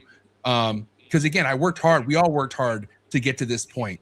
And again, we don't want to be in a position where we're selling our hard work to someone who's just going to fucking kill it and more likely probably check out after that. Because again, when people are hard-headed and they don't listen, and it like, just having to establish a chondro is hard for them, they don't last. Okay. Yep. And we are here to help motherfuckers who want this for the long run. Yeah. You know, and we've all been there. I care about those people more than anything, the ones who want to do this for a long time. Yeah. And we've all been there. Like, going off of what Pat said in your last podcast, like, people cry out for help, and it's horrible to see when people are just jump on them to make their life more difficult, rather than actually helping them. And I've been there. Like, if on my Instagram, if you scroll all the way down, you'll see my first ever picture was 2015, my first green tree, right? You want to see the train wreck I was keeping it in. It was in like an extra terror. It had a heat lamp. Like, I had two different color bulbs. Okay. Yeah. And a blue one for the nighttime, right? No, I had a red one. A red one for the nighttime. Yeah. That was, even worse. Yeah. Poor Mimi. Mimi had 90-degree temperatures at night. Okay. Oh, poor me. Yeah.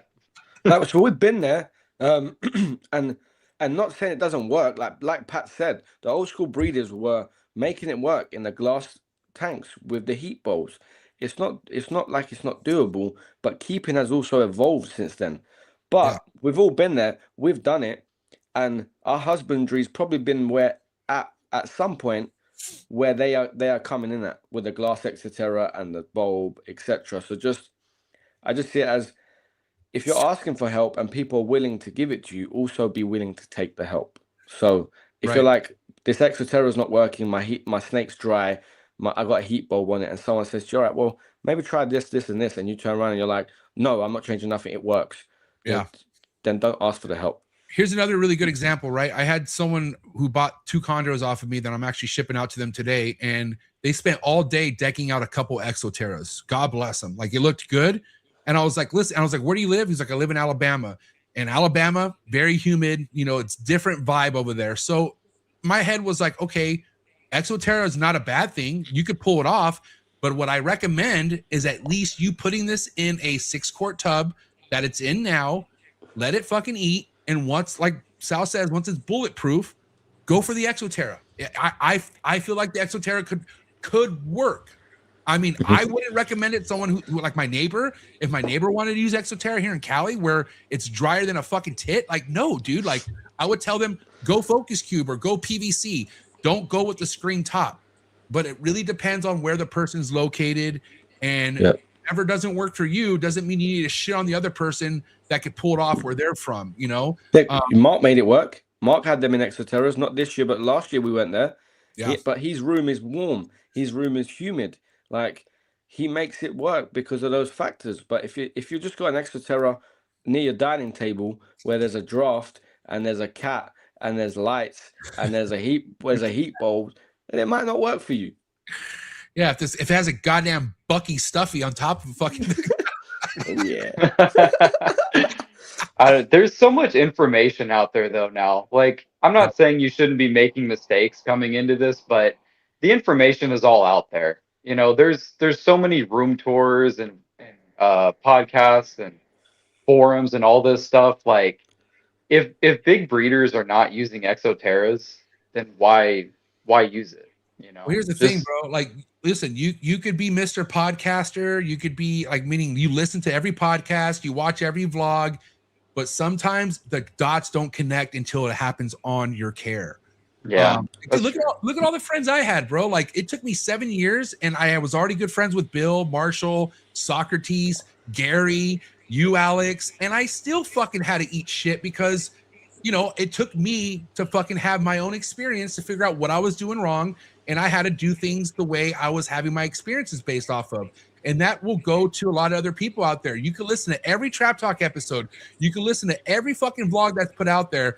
But sometimes it doesn't click until it's happening in front of your face. Even though this episode's not about breeding, but especially breeding. Okay, yeah. You can do all the breeding research you fucking want, and you'd be surprised. It can go left. Yeah, you'd be surprised how many times your fucking mind goes blank when you're like, oh shit, why is there an oviduct sticking out? Like, dude, I'm telling you right now, it's all based off experiences, like personal experiences, right? It is. Yeah, that's true. And a lot of people want to go like the cheap route too. You know, like they find a busted up Exoterra off Facebook Marketplace for $50. And they're like, oh, that'll look good. So, you know, they go and buy it, and then they go and buy the chondro or whatever. It just doesn't work out too well. But, you know, like I was in the same boat. You know, I think all three of us put our first chondros in Exoterras, right? Yeah, and I thought it was the best thing at the time you could possibly do. Like, I thought, bro, I thought it was epic. Yeah. I had the fake plants, the little bamboos going across. I thought I was the guy. I had I had the fake bamboo. I had I had the rock water bowl at the bottom with a bunch of fucking sphagnum moss. And the sphagnum moss. I was still getting the worst duck sheds anyone could wish on a BIAC. Like, it was terrible. Okay. And Mimi hated my fucking guts. Like, anytime I would open up that window, it was fucking fuck you. And then like attacking the glass. And I'm like, oh, why is my snake like this? Because you're cooking it, asshole. And that's exactly what I was doing. I think a lot of people don't realize too, like, you know, again, all personalities on majority of things. Like, a BIAC's a BIAC. BIACs are more likely always going to be spicy, but you'd be surprised how many times motherfuckers just got it too goddamn hot, and that's why they're acting that way. Because if you have something that's a little bit too warm, you get a full attitude out of that reptile, no matter what the reptile is. Bro, it's science. Like, it's that they're cold-blooded creatures. You're keeping them extra hot. You're increasing their metabolism, which then can have a secondary effect on their personality it increases their drive, like prey drive especially. And then you've got like like you said, you've got a be at cooking at 90 degrees constantly, and it's just trying to rip your face off 24/7. Yeah. And again, this is all stuff we've been through personally. Like, and I want people to take note of everything that we're talking about. We've done, like, we've done that. You know what I mean? We didn't start off the way we are now. Like, no, fuck no. And just, you know, again, we're only speaking off our own experiences, which, you know, I want to kind of vert back to, you know, establishing your brand new chondro. And let's go with you, Alex. Like, when should someone look at different options as far as prey items? Like, obviously, I got the gas baby off of, was it off ASFs that you were feeding it? Mm-hmm. So let's say I've been offering it feed it ASFs for like the last month and it's not eating. When do you think we should resort to another option or pull out something out of the toolbox, either if it's chick down or a button quail or a gecko? Like, when should someone really consider offering it something else, you think? I would say probably about a month. And I would say probably first just try chick down because that's easiest. Yeah. Like you already have, a lot of people already have chick down or they have access to chick down. Sometimes you just have to start from the beginning. You know, you basically have to re-establish that chondro, but it shouldn't be too hard to re-establish it because it's already been established. But sometimes you just have to start from the beginning and use chick down. And if that doesn't work, then use mice. And if that doesn't work, then I would try going into alternative stuff like geckos and chicks and all this other stuff. But also the temperature of the rodent can matter too, because I get my rodents pretty hot before I feed my neos. Same. Like the water is like 100+ degrees or whatever, because I use one of those little the kettle warmers. The little kettle thing. So the water's really hot. Not that the pinkies are that hot, but you know, they're getting dipped in that water. And so I think a lot of it has to do with that too. Like the chondros just aren't sensing that is prey because I've been feeding it a hot item for so long. Then it comes to you and now it's cooler. And so, you know, there's just different factors that you have to try in there. But I would say after about a month, if it's still not eating, I would try different things.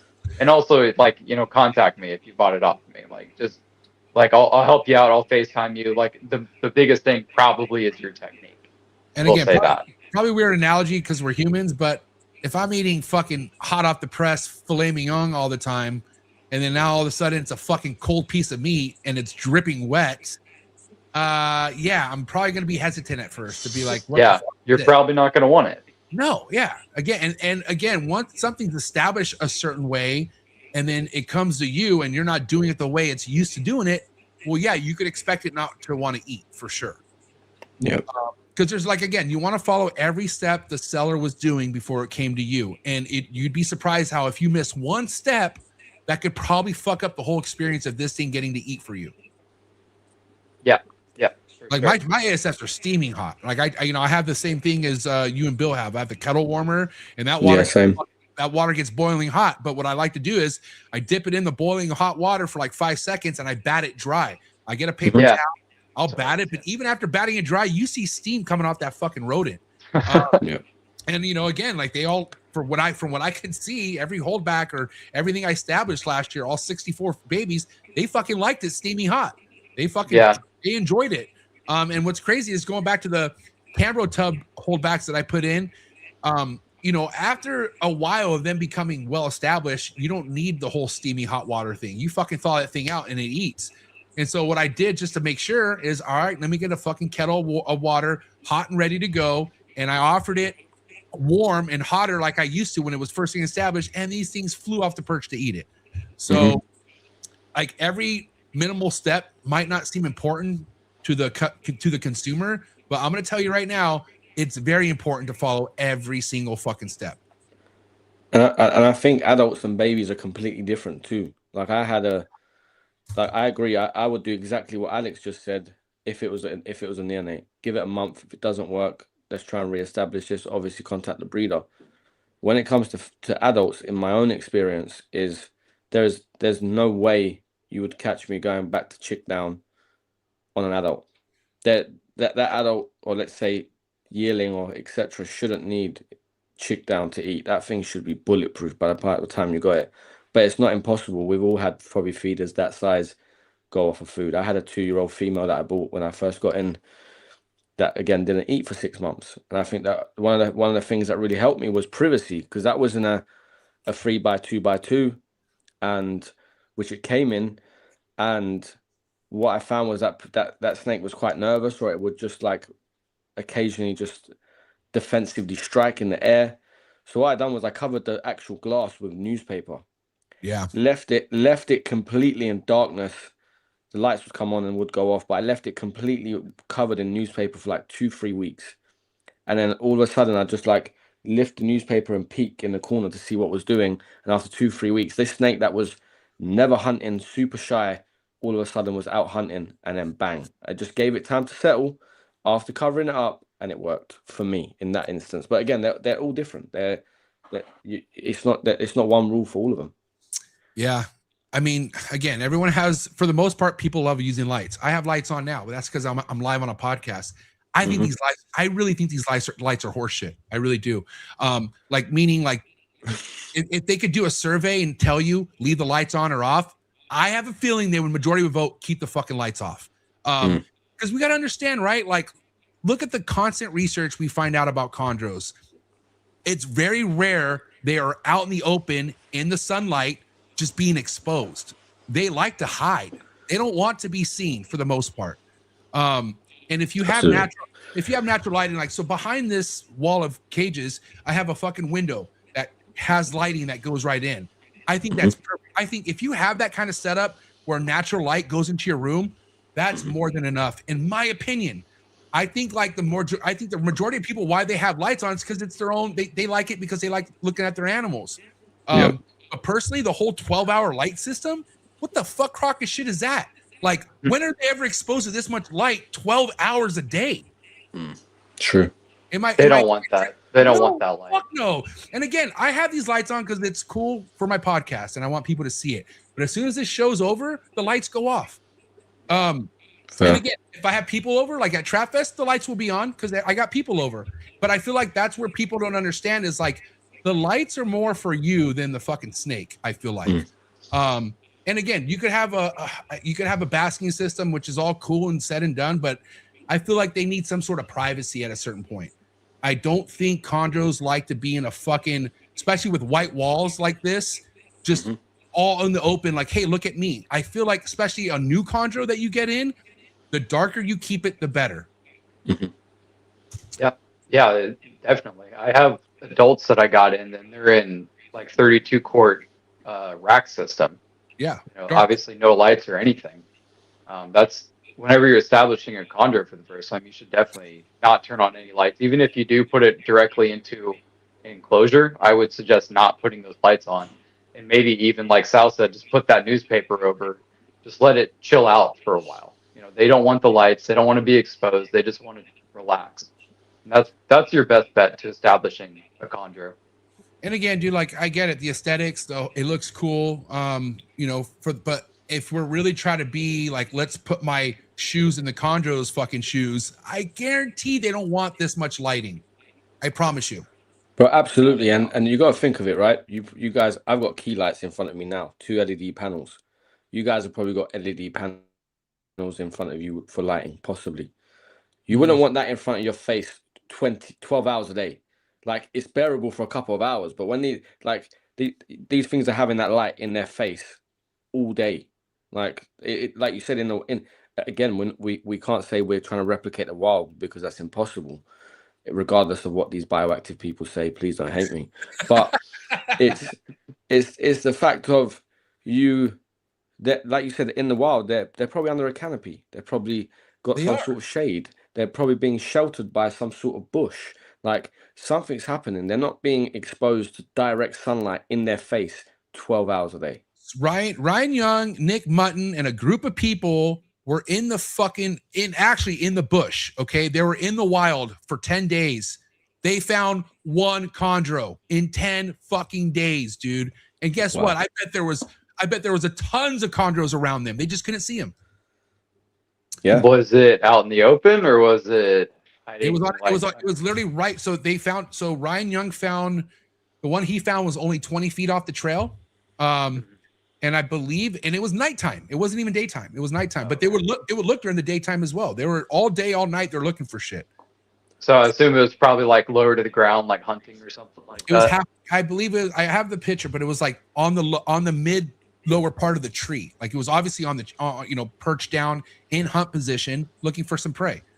Which that's the only time I feel like they're vulnerable to come out is when they're looking for food, when they're hungry.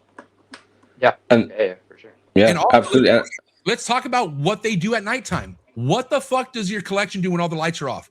They come to life. They like to wrap the puppy pad. They're like, fucking, oh, this asshole turned the lights off. Thank God. Is he gone? Oh, man, I'm going to start moving. And when the lights are on and they know people are in here, they're like this. They don't move. They're fucking completely still, just like, oh, my God, don't eat me. You know what I'm saying? These things are always constantly worried about getting fed on, bro. Like, they're from an area where there's so many things that could fuck these things up. And that's like, that comes with their natural territory. They just feel like, I'm either going to eat or I'm going to get eaten. So I better stay the fuck out of the way, you know?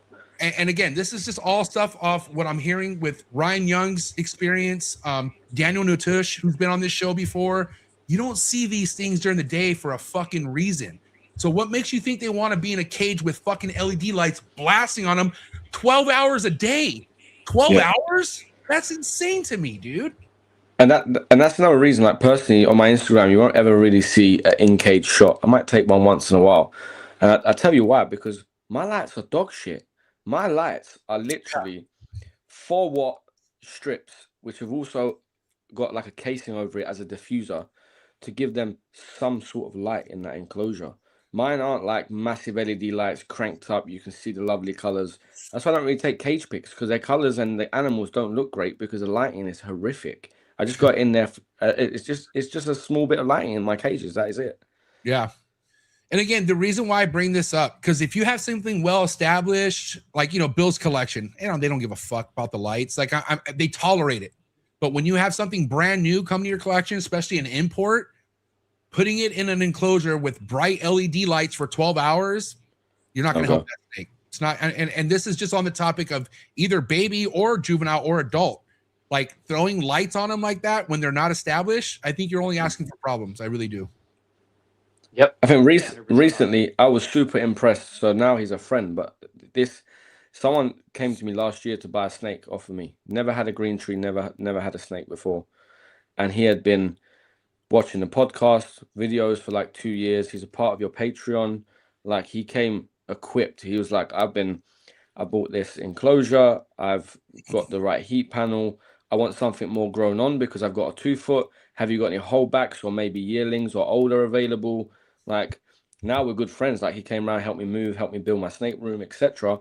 But I was impressed because I was like, this guy has actually come in legit. Like he's got a great PVC enclosure. He's got all the perches done correctly, the lighting, the heating, everything's ready to go. And I was very impressed. Who is this?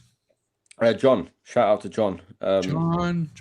Who's John? John. He's not a reptile guy. He's a fisherman. John Hennessy.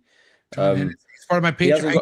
Hennessy. Okay, now I know the name Hennessy because that's the name he has on my Patreon. Yeah, so he's not super low key. Yeah, super low key. Doesn't have a reptile page. Has one green tree. He just bought another Neo off me this year. That I'm just establishing for him. Like he's not interested in having a reptile page or being out there or anything like that, but he done it right. I was like, I'm impressed. And for the first time, I've had people reach out to me a while back being like, can you help me, mentor me? I'm like, I'm still learning. I'm not, I can't I can help you and tell you what I do, but I can't be a mentor. I'm still learning myself. But him, I was just like, we naturally clicked. He lived local. I was like, bro, come round, watch me feed. Because he was like, I want to see how they eat. So he watched me do feeding trials. He came round, he chilled, we had a beer, he helped me with the snakes. Like someone like that, you don't mind because it's natural. And he impressed me. I was like, wow, this guy's done it right. Yeah, it's guys like that that'll actually make it somewhere in the hobby. Yeah. For reals. And again, man, it just comes from a place. And that's why I've always appreciated the chondro game, because like even ball pythons, you learn how to breed those pretty quickly. And if you have the right ball pythons, they sell themselves, for the most part, a little different market nowadays, but I didn't feel much of a challenge when originally getting into ball pythons chondros, the challenge started since day one. All because I started off with imports. You know, my very first experience with bringing chondros in were fucking chondros that some of them look dead straight out of the box. You know what I mean? And again, even though it's not your fault, you still beat yourself up when you see a snake like that. It's not fun to see a snake like that. But also I wouldn't take it back because I learned so much. Like I learned a lot by dealing with, you know, imports and snakes that weren't coming from well-established breeders. But also that's why I preach to people, like sometimes not going the established, well-known breeder name route, you're probably going to have some fucking sticky situations that make you regret even doing this. And I had people like Forrest Fanning, Stephen Cush, Bill, like all these names I mentioned that keep me like my head in the game. But if I didn't have those people, bro, and all I would see was death and things going in the freezer, I would have got discouraged at some point. Like there was a point where I'll never forget when I lost my very first red neonate. Like my dad came over and I was on the ground, like, and I'm not gonna lie, I was crying. I was literally crying. I was a 32-year-old man, really, because I thought this was the only chance I was gonna have of getting a chondro like that. Because again, I didn't come in with money, and I'll never forget. I spent $300 on this red neonate, and $300 still today is a lot of money to me. And I told myself I'm never going to spend $300 on a snake ever again. Like this is my one and only shot. So once that snake died, I thought my opportunity was fucking out the door. And mind you, that was before I was friends with Bill. Like that was before having anybody really homies in the chondro game before. And that's why I was kind of upset because I thought I was just one big fucking loser who had no idea what he was doing. And I guess what? I wasn't wrong. I wasn't a loser. Well, maybe I was then. I don't know. Whatever. But I just had no fucking clue what was going on. But all I could do was beat myself up over it, dude. And that's kind of what happens, dude. Like, and it's almost hard not to beat yourself up when you have something you love just fucking rolling out on you in front of your face. It sucks. It's a terrible feeling. And I think you keep beating yourself up. Obviously, we'll discuss other issues in further episodes, but there'll be things that pop up once you start breeding that you'll just start kicking yourself for anyway. Yeah, breeding, that's a whole nother chapter of pain. Like we're just, and that's what's saying, like keeping is the easy part. And it, you know, it is easy. Like if you're listening to everything that we say, as far as buying from a reputable breeder, doing everything that breeder tells you what to do, that keeping experience should be smooth sailing. It should. You might run into a couple like, oh, it won't eat, but guess what? We'll get it to eat. And that's when my buddy Double J, who got those snakes from Dan, he got those snakes to eventually eat. So there you go. Like you'll figure that part out. But even the easy part of chondros could really fucking be gut wrenching. Okay. And then we get to breeding, which we won't talk about on this episode. Whole other level of getting kicked in the balls, dude. Okay. Because with breeding, you get so close to the glory. You get the eggs and you think, oh, I'm here. You get them to pip. Oh, I'm here. No, you're not. No, you're not. Okay. There's many multiple things that will come to kick you in the fucking balls. But anyways, that's on a different episode. But you know, stay tuned. Yeah, stay tuned. Okay. Be humble. We're gonna do these episodes in levels. Okay. Right now is establishing the easy 101 part of chondros, which, like, dude, it takes me less time to do maintenance on the chondro side than the ball python side. That's why I tell people keeping chondros is easier than ball pythons. Okay. And there's a stigma that ball pythons are the easiest. No, they're not. Chondros are the easiest to keep. It's fucking very minimal. Absolutely. Especially if you keep them on puppy pads, you roll the puppy pad up, put the shit in the fucking trash, put a new puppy pad down. You fill the water without ever having to take the snake out. Bro, I don't know how you, no disrespect to anyone, I don't know how you still do it, MJ. Like I had 120 ball pythons probably 2 years ago, maybe more. And what? You had 120 ball pythons? Yeah, I used to do ball pythons quite a bit. I had like trying to do puzzle stuff and all that other stuff and so I give that up anyway 2-3 years ago ish. And I just, because I'd come home. Life is easy like, now, huh? Bro, this is beautiful. I come in here, I put a podcast on my laptop. So I'm fun. like just chilling. I love it. The ball pythons, oh my god. You do a change, you come in, the water bowls are tipped over, they got pissed everywhere. It's fucking shit on the walls. Bro, and it stinks. I'm like, nah, man, this is not for me. Sal, I remember it was here that you had that revelation. I think we were in the car or something. Yep. You were like, "Yeah, my ball pythons are going. As soon as I get back home, they're going." Yep. I still have that, Yeah, I think it was I like still have that revelation every other week. I'm like, yeah, they're gone. I remember coming back. I remember being in Texas. I think it was at a show or something, and I was just like, I'm done. I was like, when I get back, the ball pythons are gone. I'm like, I'm done. Like, Dude, I'm not gonna lie. Like, I I have help now. Thank God. Shout out to Cher. So I got a girl who's like, I'm hopefully one day I could like train her to be my mini Alex Warren, but female. Unlikely, but we'll see. But anyways, like, dude, I had to be in a real good mood before doing my ball python chores, because if I wasn't in a good mood, doing them made my mood even worse. yeah. And it was the opposite here. Like, if I'm not having a good day, like you said, put some good music, put a podcast on, and I'm whistling, skipping around the chondro side. I love it, and it gets me in a good mood. Ball pythons, bro, if I'm not in a good mood, I tell my wife, it's not a good day. It's not a good day today, okay? And until I smoke a bowl or something afterwards, I'm not going to be good. Because it's like, it's first and foremost, nothing wrong with the ball pythons, okay? I'm just saying, when you have a room full of chondros, you tend to want to just do the stuff you love the most, okay? That's where I'm coming from. But when you have a chore to do, and more likely I'm always on a time crunch. Like, I'm like, normally when I do the ball pythons, I have like 2 hours before I have to go in and help my wife. So guess what? I'm doing it in a rush. And when you have a fucking ball python that has urates that are fucking cemented in the corner of the tubs, and I have a thing where I just can't leave a tub looking a certain way. Like, you have some tubs that don't need any kind of cleaning. Change the paper and you're good. And then you have those one tubs that have wet fucking diarrhea everywhere, and you're like, son of a bitch. And then you're like, and then you're sitting there scrubbing, and then like you know, again, I don't like to use gloves because the gloves just break. And so here I am washing my hands in between every fucking snake because there's shit on my fingers. You know what I'm saying? And that's, I try to get no shit on my hands. That's like, it's like some people avoid getting bit. I avoid getting shit on my hands. And sometimes that's goddamn near impossible. You're going to get shit on your hands. And when I do, bro, or want to know something that really, and this is probably just me having anger issues, but I hate dropping water. Like, I hate dropping water. Even though it's an easy cleanup, I have to go from that side of the room to my sink when it comes to doing water changes. And I'm an asshole, and I like to fucking fill the water up to the top. And sometimes if I trip or something and water falls on the, I have this trigger moment. Dude, there's been times where I fucking threw the whole water dish across the room because it spilled on. I got issues. I'm not gonna lie, but I'm just saying, that's what, like, that's the kind of mood the ball pythons could put me in sometimes if I'm not in a good mind space. What about when you're doing rodents? Dude, oh my God. Well, here's the thing with rodents. Like, I know rodents is a non-negotiable. Like with ball pythons, bro, like, I could take it a week and I know they're still okay. Even though I smell something on the paper, I could put it off. And you know, again, not happy I do that sometimes, but I will. Rodents, you can't put off shit.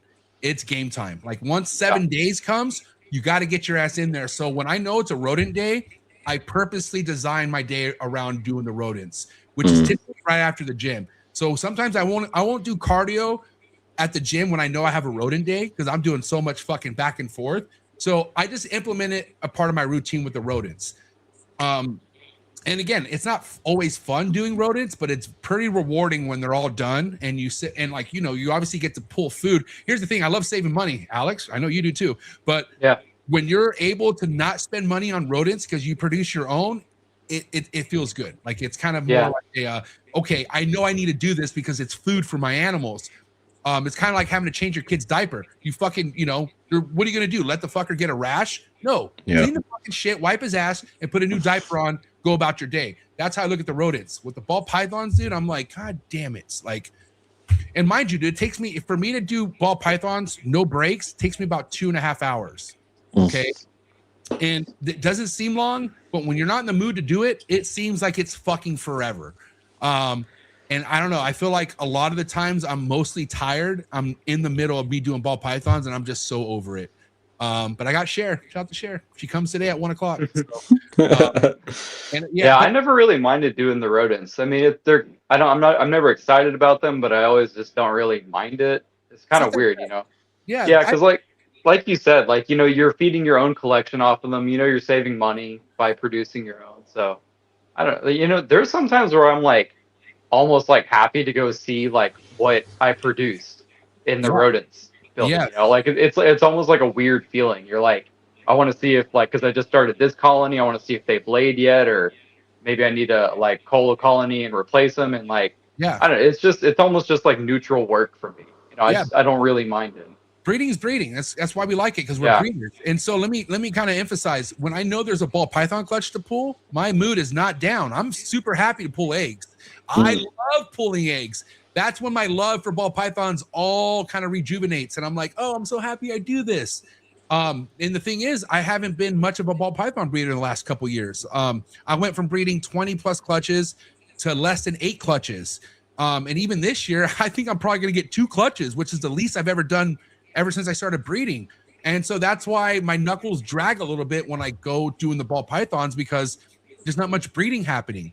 So again, I know I need to take care of them because they're living animals, but when you know there's no breeding happening, it's kind of boring. I mean, and you would admit too, Alex and Sal, like when you have a blowout breeding season and then there's not much breeding, it's kind of like, well, this is a dud. Like it goes quiet. Yeah, it's super quiet. Like it's kind of nice though to get a little bit of a break.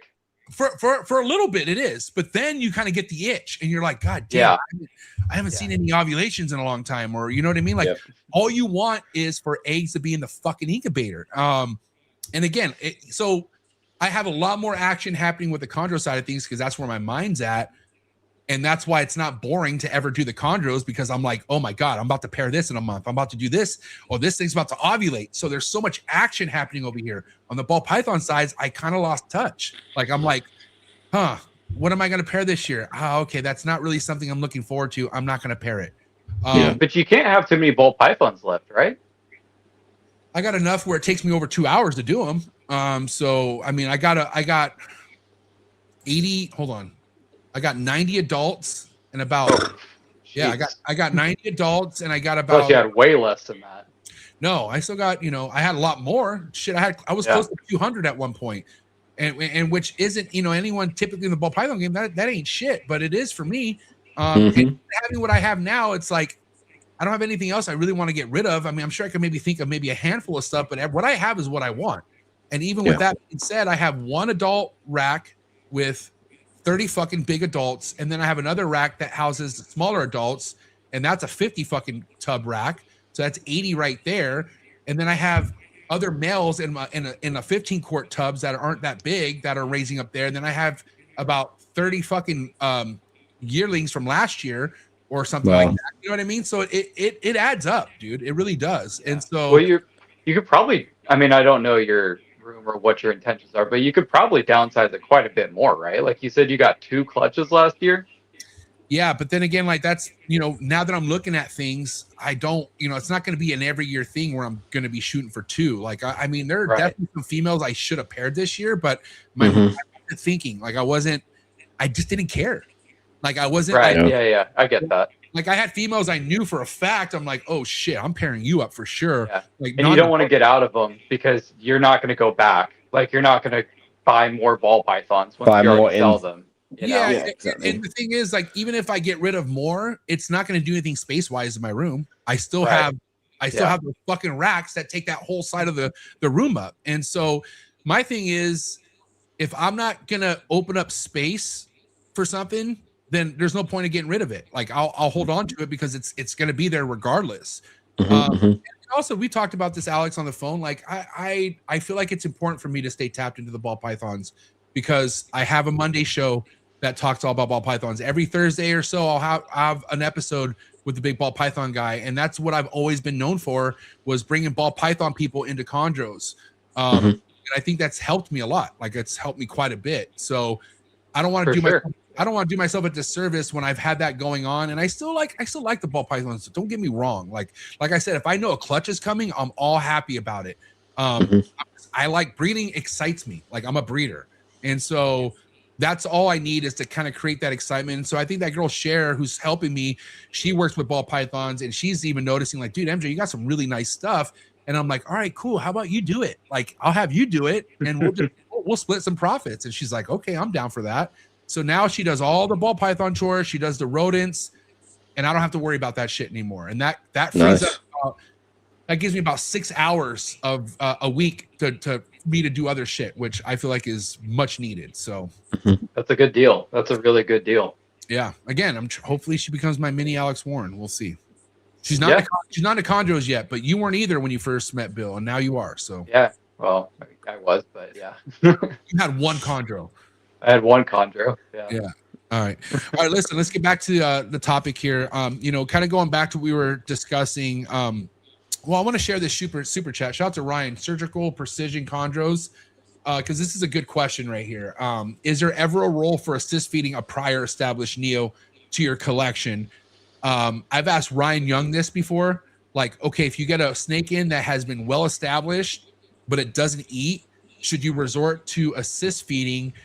I think the answer is no, personally. Unless you get to the point where it's losing weight, it's declining, the animal's literally fucking suffering from it not eating, which I feel like that would have to be a long time. But let's get your take, Sal. Do you ever feel like there's a point in time a well-established chondro should ever go back to assist feeding if the customer is not able to get it to eat? I don't think so. My answer to that would be no as well. If it's fully established, it's bulletproof, the customer shouldn't have to go back and start assist feeding. Also, when you start going down the assist feeding route, if you're not an experienced keeper, it's very easy to injure or do it incorrectly. Yeah, I agree. So I wouldn't want to recommend to a customer to start assist feeding anything. And that being said, I had a Neo, which is pretty similar to, let's say, it was bulletproof. It was eating, established. I moved house, not this time, but the time before. It stopped eating. And so that's basically, let's say that's similar to sending it to someone because it's moving house. It's gone back into a tub. This thing had, I don't know, 20 mils in it. Like no chick down, no assisting, 20 mils in, sight feeding. Just went on food. And I went down the whole route of, I just left it. It got to a point where it looked a bit like it was losing a bit of weight, but then it finally ate. I didn't assist feed it again, but it went through my mind. I was like, do I just start getting some food back in this thing? And I reached out, spoke to people, and they just told me to be patient and leave it. I remember being told if it's eaten before, it'll eat again. Yeah. Same. And I just sat back and waited, and it ate. What do you think, Alex? Yep. I would say no, because let's say that we've already gone through everything. And we've tried everything in the book in this thing, and it's been 3 months and this thing still will not eat. Well, then I'm either going to take the snake back if it's one that I sold, or I'm going to send the snake back if it's one that I bought. Yes. Because I mean, that at the end of the day, that's my guarantee. Whenever you buy a snake off me, if it never eats, I'm going to take it back. I'm either going to send you your money back if something happens to it, or I'm going to take the snake back and send you a replacement, or I'll send you your money back. So the answer is no. But let's say that the breeder just ghosts you for some reason, and you're stuck with that snake. Then I would say yes, but because that's your only option at that point. At what point, though, Alex? At what point? I would say after several months, maybe like 2.5-ish months. Yeah, I mean, it also depends what the snake looks like, though, too. Yeah, right? That's true. Like if it's not losing weight, then no. And it's a difficult question to answer because there's a lot of factors to that question, right? So I would say no, I would not. I would send it back before doing any of that. But reach out. I would reach out, send it back. But if it's still not eating and it's losing weight, then you really don't have much of a choice at that point, to be honest with you. Absolutely, but like you say, if the breeder is terrible enough to ghost you, then reach out to someone else. Reach out to us. Reach out to anyone else that might be local to you. Reach out to someone's going to be able to give you some advice and help you. Always go back to the breeder first, absolutely. But if they've ghosted you and they've just gone off the planet, then reach out before you start shoving pinkies down his throat and then popping your tongues through his neck or like doing some mad stuff. And that's also something to think about, guys. If you're ready to send thousands of dollars to somebody, you should ask yourself this: will this person help me out if it doesn't eat? Okay. And you can simply do that by doing research on the person. Like I said, if it's somebody like Bill, myself, Alex, Sal, somebody who has a reputable background where getting this snake well established is a goal for us, not only for you, but we want that snake to be well established, then people like us will have no problem taking the snake back. But I'll tell you what, and here's the thing, case by case, right? If there's not much communication going on, if that snake has been in your collection for months, you never nido tested it, I won't take the snake back. Okay. Only because I'm super careful. Like, first and foremost, if I really wanted to quarantine something, it has to be in my room upstairs. And for me to convince my wife to let me do that, it's not an easy task. Okay. Now, mind you, if it's something where it happens within the first week or so, or whatever, as long as we are communicating and and you show me your collection's clean, or give me some sort of peace of mind that you are doing stuff right, then yeah, I don't mind taking the snake back. But there are scenarios out there where months goes by, okay?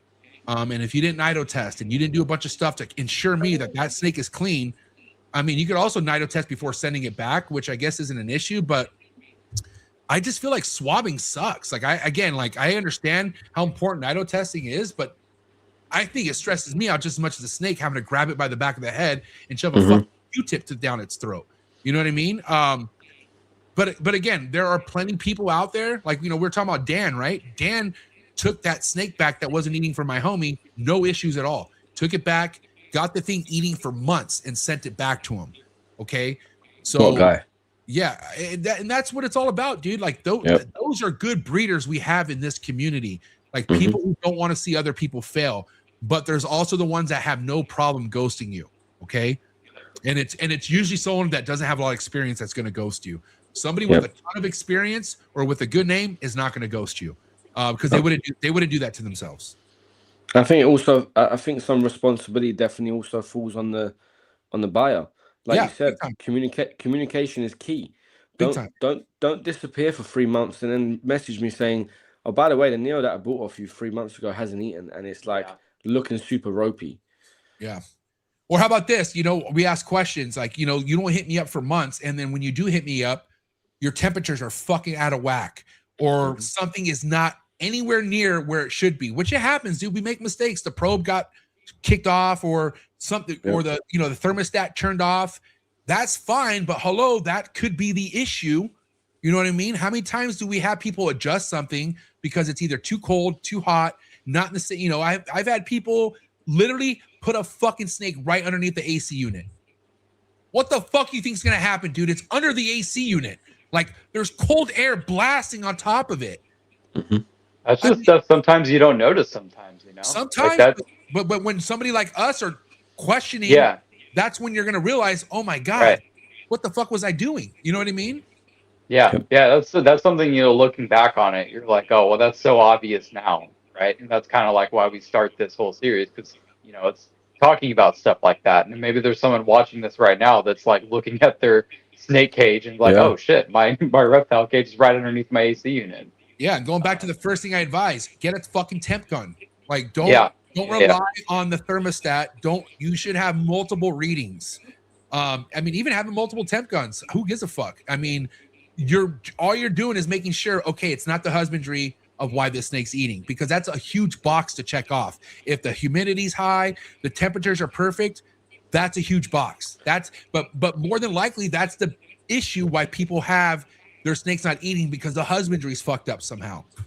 I think also there should be like a small tick list that people should meet when they're buying something. Like, all right, we have spare things laying around because we have so many snakes, right? But like you said, have a couple temp guns laying around. Have a spare tub or a rack, or have a spare enclosure somewhere. I'm not saying build a whole snake room, but if you got one snake in an enclosure, like I've got spare snake panels. I use heat panels. I know you guys don't really use them, but I got spare heat panels laying around in case, because I rely on my snake panels because of my weather. So if one blows out, I know I've got another one instantly to change it. I wasn't like this in the beginning. Props to him. Malcolm made me like this. Malcolm was just like, what's your backup plan? Have you got one? Have you got an AC? I've done some crazy mistakes and lost crazy animals, like you said, that drove me to the point of like screaming at the top of my lungs because of stupid mistakes that I made. And I couldn't blame no one. I've cooked the snake to death, because one day over here it got to 42 degrees Celsius. Yeah, it's hot. So I don't know. It's like 120. I don't know what it is. 120. And for us, that is like a heat wave, right? I didn't have no aircon, no backup. Almost 7. Yeah, so I came home. My room was like an oven, and my most expensive at the time, first designer, dead. Damn. And I was just like screaming. And at that point, I remember ringing Malcolm and being like, "I'm done. I'm out. I'm not into this chondro shit no more. I'm out of here." Like, Pythons, here I come. I'm coming back. Yeah, back to the ball pythons. Right. I'm like, but that taught me a lesson. I've got aircon unit on standby. I've got a power bank on standby. I've got heat panels on standby. Like, don't rely on just one of something. Have multiple tongs laying around. Don't just buy one tong if you've got 3 animals. Like, just basic stuff that are affordable. Have it on standby. And again, we all have busy lives, I'm sure, but if you don't devote your life to the keeping of these animals, you're going to struggle. Like, these become one of yours. Like it's, you know, again, not everyone breeds, but just as much as you pay attention to a dog's water dish or whatever like that, like same fucking shit. You always have to look for things. I remember I had a girl last year who was about to lay, and I thought everything was all willy-nilly, but when I went to go adjust her heat panel, it wasn't going higher. And I was like, oh my fucking God. Like, and I went to go feel the panel wasn't on. Like the thermostat said it was on, but when I went to go feel it, it was off. And it turns out that behind the panel where the plug's at, it was slightly undone. Like it unplugged somehow, right? And again, I fucking was able to, you know, this setup's pretty wild because I have to pull all the cages forward. Out. Same as mine. And then I learned, because it was the bottom cage, so I had to take 3 fucking cages off of it to unscrew. Oh, it was a nightmare, dude. Yeah. But what am I gonna do? Not give it heat and have it fucking slug out, or have it, you know, go egg bound? You know what I mean? There's just some things that there's no thinking about it. You just have to do it. And again, it's better to be on top of it than it being too late. And we will cover breeding, which breeding, you think this is horrific, what we're telling you. Wait until we get to the breeding chapter of things, okay? It gets even crazier. But the keeping thing should be very short learning curve, because once you got that shit dialed down, and once you have a routine, once you have temp guns, once you're on a routine of checking on things, it's smooth sailing after that. You guys can all admit, once these fuckers are bulletproof, it's a very fun time. It's like a ball python on a stick. Like, right. If you listen and you do things correctly. Because a lot of people message me like, "Oh, I'm gonna research for the next 4 years, and then I might come back to you for Neo." I'm like, It's not which is do the research. I'm not knocking that. I done research, not knocking it at all. But they're not as hard to look after as people think they are. Yes, they are a bit more for the intermediate keeper because they require a bit more than a ball python. But like they're not that hard. They're if you're like you said, if you're buying from an established animal from a reputable breeder, and you get things down from the beginning, the learning curve is short, and it's just smooth sailing until you want to breed, and then things go left. They're not all aggressive. They're all not spicy, dude. Okay, first and foremost, they love to eat, but how many of Bill's, and even in your own collection, Alex, can you just reach in and grab your fucking snake if you wanted to? All of them during the day. Yeah. I have one import Biak that I can't do that to. I have 4 of them. Same. Yeah. They're just fucking mean. But again, I pull them out of the cage, it's a different story. As long as they know food's not going to, and that's kind of why I feel like feeding at nighttime is probably best for overall, because it's a trigger for them to know I don't ever get fed during the daytime. This is only a nighttime thing. I feed during the day. I'll feed. I don't care. But also, like, they're ready to go any time of the day because of that. Like because they get fed when the lights are on, they're expecting food anytime I open that enclosure for the insane one. So and mind you, they're imports too. They've always been spicy since I've had them. They're BX. Some BX never change. Okay, BX are just BX sometimes, and I love it, to be honest. I mean, chondro bite ain't gonna put you in the hospital. You'll be fine. No, of course not. And, you know, again, like I feel like even babies, even a pure BIAC, United States captive born and bred, which I have, they chill out. Fish is a fucking doll, dude. He's not like how his mom is. He's definitely not like how his dad is. Like, he is chill as shit. So I feel like captive bred animals also have a huge percentage of them just, if not all of them, just chill out at a certain point. Not all of them. Again, there's case by case, but yeah. I don't think I've ever seen like a feisty captive bred chondro, even Eox. They're not in the data. I mean, well, but depends though. Like, I mean, for the most part, they're pretty feisty at a young age. But once they kind of go through OCC, they chill out. Yeah, that's what I'm saying. Like at about a year and a half old, I don't think I've ever seen a captive bred chondro like, you know, like it act like an import Eox. No. And you're gonna make mistakes. I made the most beginner mistake about 4 weeks ago. Oh, let's hear it. I was in my room. And I haven't been bitten in probably like 3 years. Maybe a Neo might have tagged me, right? Anyway, so I'm with my girl. My girl loves the snakes. It's like she looks after them when I was in Texas last year. Like she fed them, cleaned them. She loves them. I'm with her, and I noticed one of the females that I was cycling to breed. Obviously, they're all starving, hungry, ready to go. I think she had a shit or something in a water bowl, right? And I'm like, normally I'll just leave it. Like I'll do that in the morning because I'm not going to take the risk. I don't know if I had a busy day at work or like I was just being a whatever. Like I don't even want to say a bad word, but basically, I was like, I didn't even think about it. I just opened the cage, went to grab the water bowl in the middle of the night, and it just went bang, bro. And I was like, oh fuck, and it let go, and my whole hand, and this is a big girl, my whole hand was just like pouring of blood to my elbow, and I was just like, haven't done that in a while. And my girl was like, why did you do that? She was like, the first thing you told me was to never go in an enclosure when it's nighttime. I was like, I don't know. I just got carried away. I had a long day at work. I forgot. I wanted to get the shit out of the water bowl. And I just got tagged. So you're going to make mistakes. Like, it's just life. I think you got carried away with the pouring out blood too. Okay, I'm sure. Bro, it's bad. They bleed. They bleed bad, bro. Mine stopped. Mine have every bite I've had. It started off bad, but then it just ends up drying and it stops. I've never had a bite never stop bleeding. Oh no, it stopped bleeding definitely. But I mean, like honestly, I think it caught me in the middle of my hand, like here, and like multiple spots, and it was just like up to my elbow in blood, like not drenched. So I did the exact same thing 3 weeks ago, except there you go. Except I was feeding. It was an adult male, and his head was right by like the handle where you open the cage, and I was just, I was looking right at him and everything. I just was not thinking, and I opened it up. He just, pushed his head right outside the glass and just got me right on the thumb. Was it pouring blood to you, Alex? It was. I mean, it was dripping. Or was it the red hair on your arms? You're a funny guy. It just camouflaged. Yeah. That Brit hat, I'd put it on right now. Yeah, right. But listen, all right, we're at the 2 hour mark. So why don't we go around the horn real quick? Alex, anything you want to top off or, kind of finish off this episode on? Anything we didn't cover that's standing out? As far as establishing Neos, I mean, we could go all day for establishing Neos. Go back, no problem. But I'm just there's like tips and tricks and all this stuff. But no, I'm looking forward to it. It should be a fun time doing this series, getting back to the basics, answering some questions and all that stuff. So I'm looking forward to it.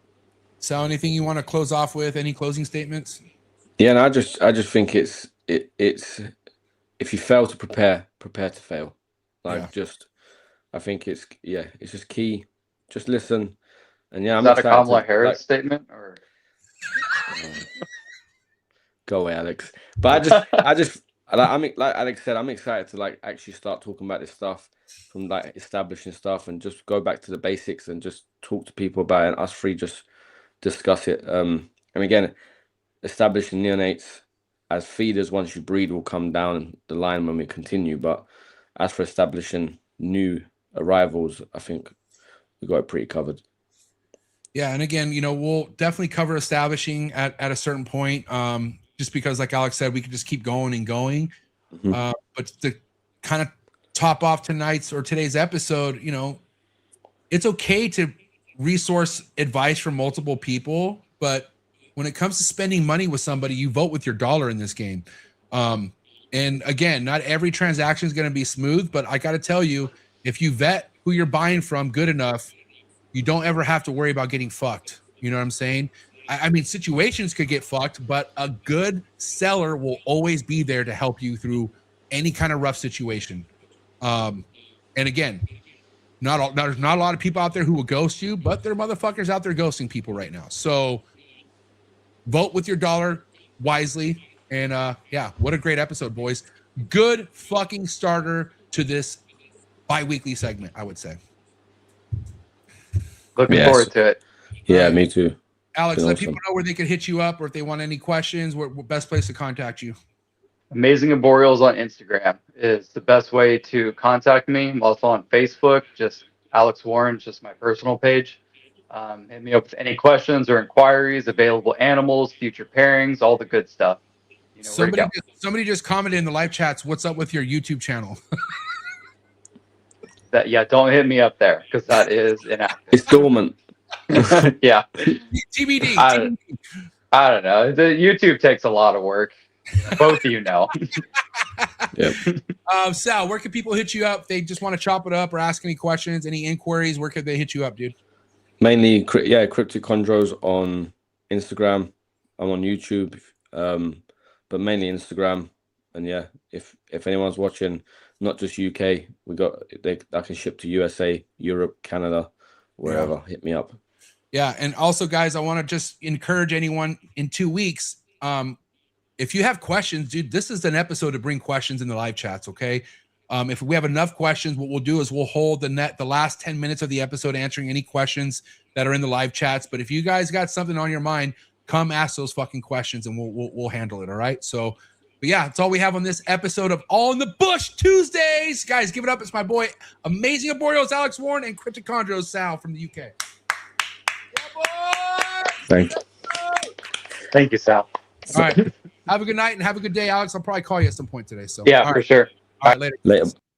All right, great episode, man. That was awesome. I want to say shout to Sal, shout to Alex. This is going to be an exciting segment. And again, it's here to rejuvenate a lot of basic topics that are not really covered that much in the game, but we're going to cover it here. So if you enjoyed this episode, if you're not already, hit that subscribe button. If you hit that notification bell, select all, you'll be reminded of every episode released out of the network 7 days a week. There's a brand new episode right here being released every day of the week on the Trap Talk Reptile Network. So thank you for all the love and support. What a great episode. Very first episode in the books for All in the Bush Tuesdays, episode 77 in the books. Quick word from the sponsors, and I'll see you at the top. Sorry for the interruption, folks, but a quick word from our sponsors. Shout out to tonight's sponsor brought to you by ZooMed. ZooMed is proud to be supporting the Trap Talk Reptile Network. At ZooMed, reptiles are our passion. For over 48 years, we've been creating premium foods, supplies, and habitats for reptiles and other exotic animals. We're a company made up of hobbyists that test our products on the hundreds of animals that we care for here every single day. Whether you're an established breeder or a first-time hobbyist picking up your first ball python, ZooMed has you covered with everything you need to keep your animals happy and healthy. I'm excited to talk about this new product with ZooMed called the Slither Sense. It is a remote temperature and humidifying monitoring system, which we all know how important temperature and humidity is to your reptile. And for you to have remote access to your temperature and your humidity in your reptile room could really, really be a game changer for the longevity of you keeping reptiles. So guys, make sure you check out that product. Find the link in the description below. Click on it right now. Give me your feedback in the comments below. Let me know how you're liking a brand new ZooMed product. Shout out to Focus Cube Habitats, the #1 PVC enclosure in the reptile industry. Hands down, everything you guys see behind me are 3x2x2 PVC design enclosures by Stephen and Ashley over at Focus Cube Habitats. My entire room at this point, all Focus Cube Habitat enclosures, and that is for a real reason. My reptiles love them. I've had majority of these Focus Cube Habitats behind me for over 6 years now. So guys, if you're looking to expand your reptile room and get yourself some new enclosures, no better place to visit than Focus Cube Habitat. You head over to focuscubehabitats.com and see how many different design enclosures you could choose from. And you can also follow them on Instagram and stay updated with all current new enclosures on their YouTube channel. So thank you so much, Stephen and Ashley over at Focus Cube Habitats. And I think I got new enclosures in the driveway, so I gotta go. Shout out to Focus Cube Habitats, you are the best. Tonight's episode is brought to you by David Brahms from the Reptile Perch. If you have an arboreal species, you definitely want to make sure you are using a David Brahms design perch over at the Reptile Perch. You can get any size perch you want for any size arboreal, anywhere from hatchlings all the way from adults. Everything you see behind me is on a David Brahms design PVC perch. So thank you so much to the Reptile Perch for doing everything that you've been doing with these awesome, affordable perches for people to take advantage of. And you can find David Brahms's website in the description below. Simply go to www.reptileperch.com or just go to Reptile Perch on Instagram. And you can also see many of David's awesome green tree python projects. He's also a highly successful green tree python breeder. Been looking up to for the last few years as well. So to have his support really means the world to me. Thank you so much, David Brahms over at the Reptile Perch. Tonight's episode is brought to you by Mark Hager over at Texas Chondros. If you want to talk to somebody who likes to put people on the map, you have to go follow TX Chondros on Instagram. He has put on some of the biggest breeders out in Texas out on his platform on Instagram. Also displays some of his own amazing projects on his Instagram. You could also simply go to his website, see what pairings he has going on for this season, and also see his previous productions. Mark has been working with yellow neonates on top of red neonates, and his passion for this hobby is second to none. He's also mentored a lot of people like myself. So thank you so much, Mark Hager, for all your support. And if you guys really want to know how it is about building a community, then you got to go check out Texas Chondros. Thank you so much, Texas Chondros, for all your support. Cannot wait to see what you're all about in the 2026 breeding season. Shout out to tonight's sponsor, and that's the one and only Morph Market and Morph Market Shipping. One of the biggest exciting things about the reptile hobby over the past couple years is Morph Market Shipping taking everything to the next level. Anything as far as reptile purchasing or selling needs can all be done on Morph Market's website. So I highly suggest you go check it out, especially if you're in the market of purchasing your first, second, or third, or fourth reptile. You can find a bunch of legitimate breeders on Morph Market's platforms.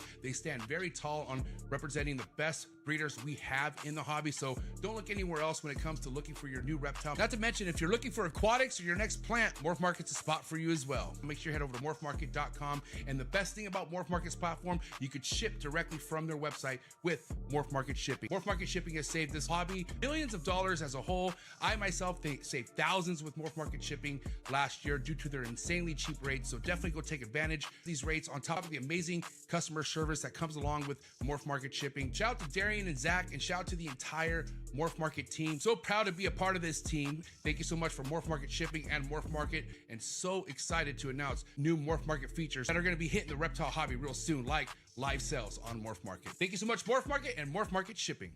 Thank you for all the fellow support. Thank you so much for anyone who watches the Trap Talk Reptile Network. Hit that like button. If you hit that subscribe button, hit that notification bell, you'll be notified of every new episode dropping here out of the network 7 days a week. And also by hitting that like button, hitting that subscribe button, it pushes this network out to other new keepers coming into the hobby. So by you doing that, it does more than you think. So thank you so much again for all the support. And if you're not already a subscriber, please hit that subscribe button. We're doing big things over here, and we really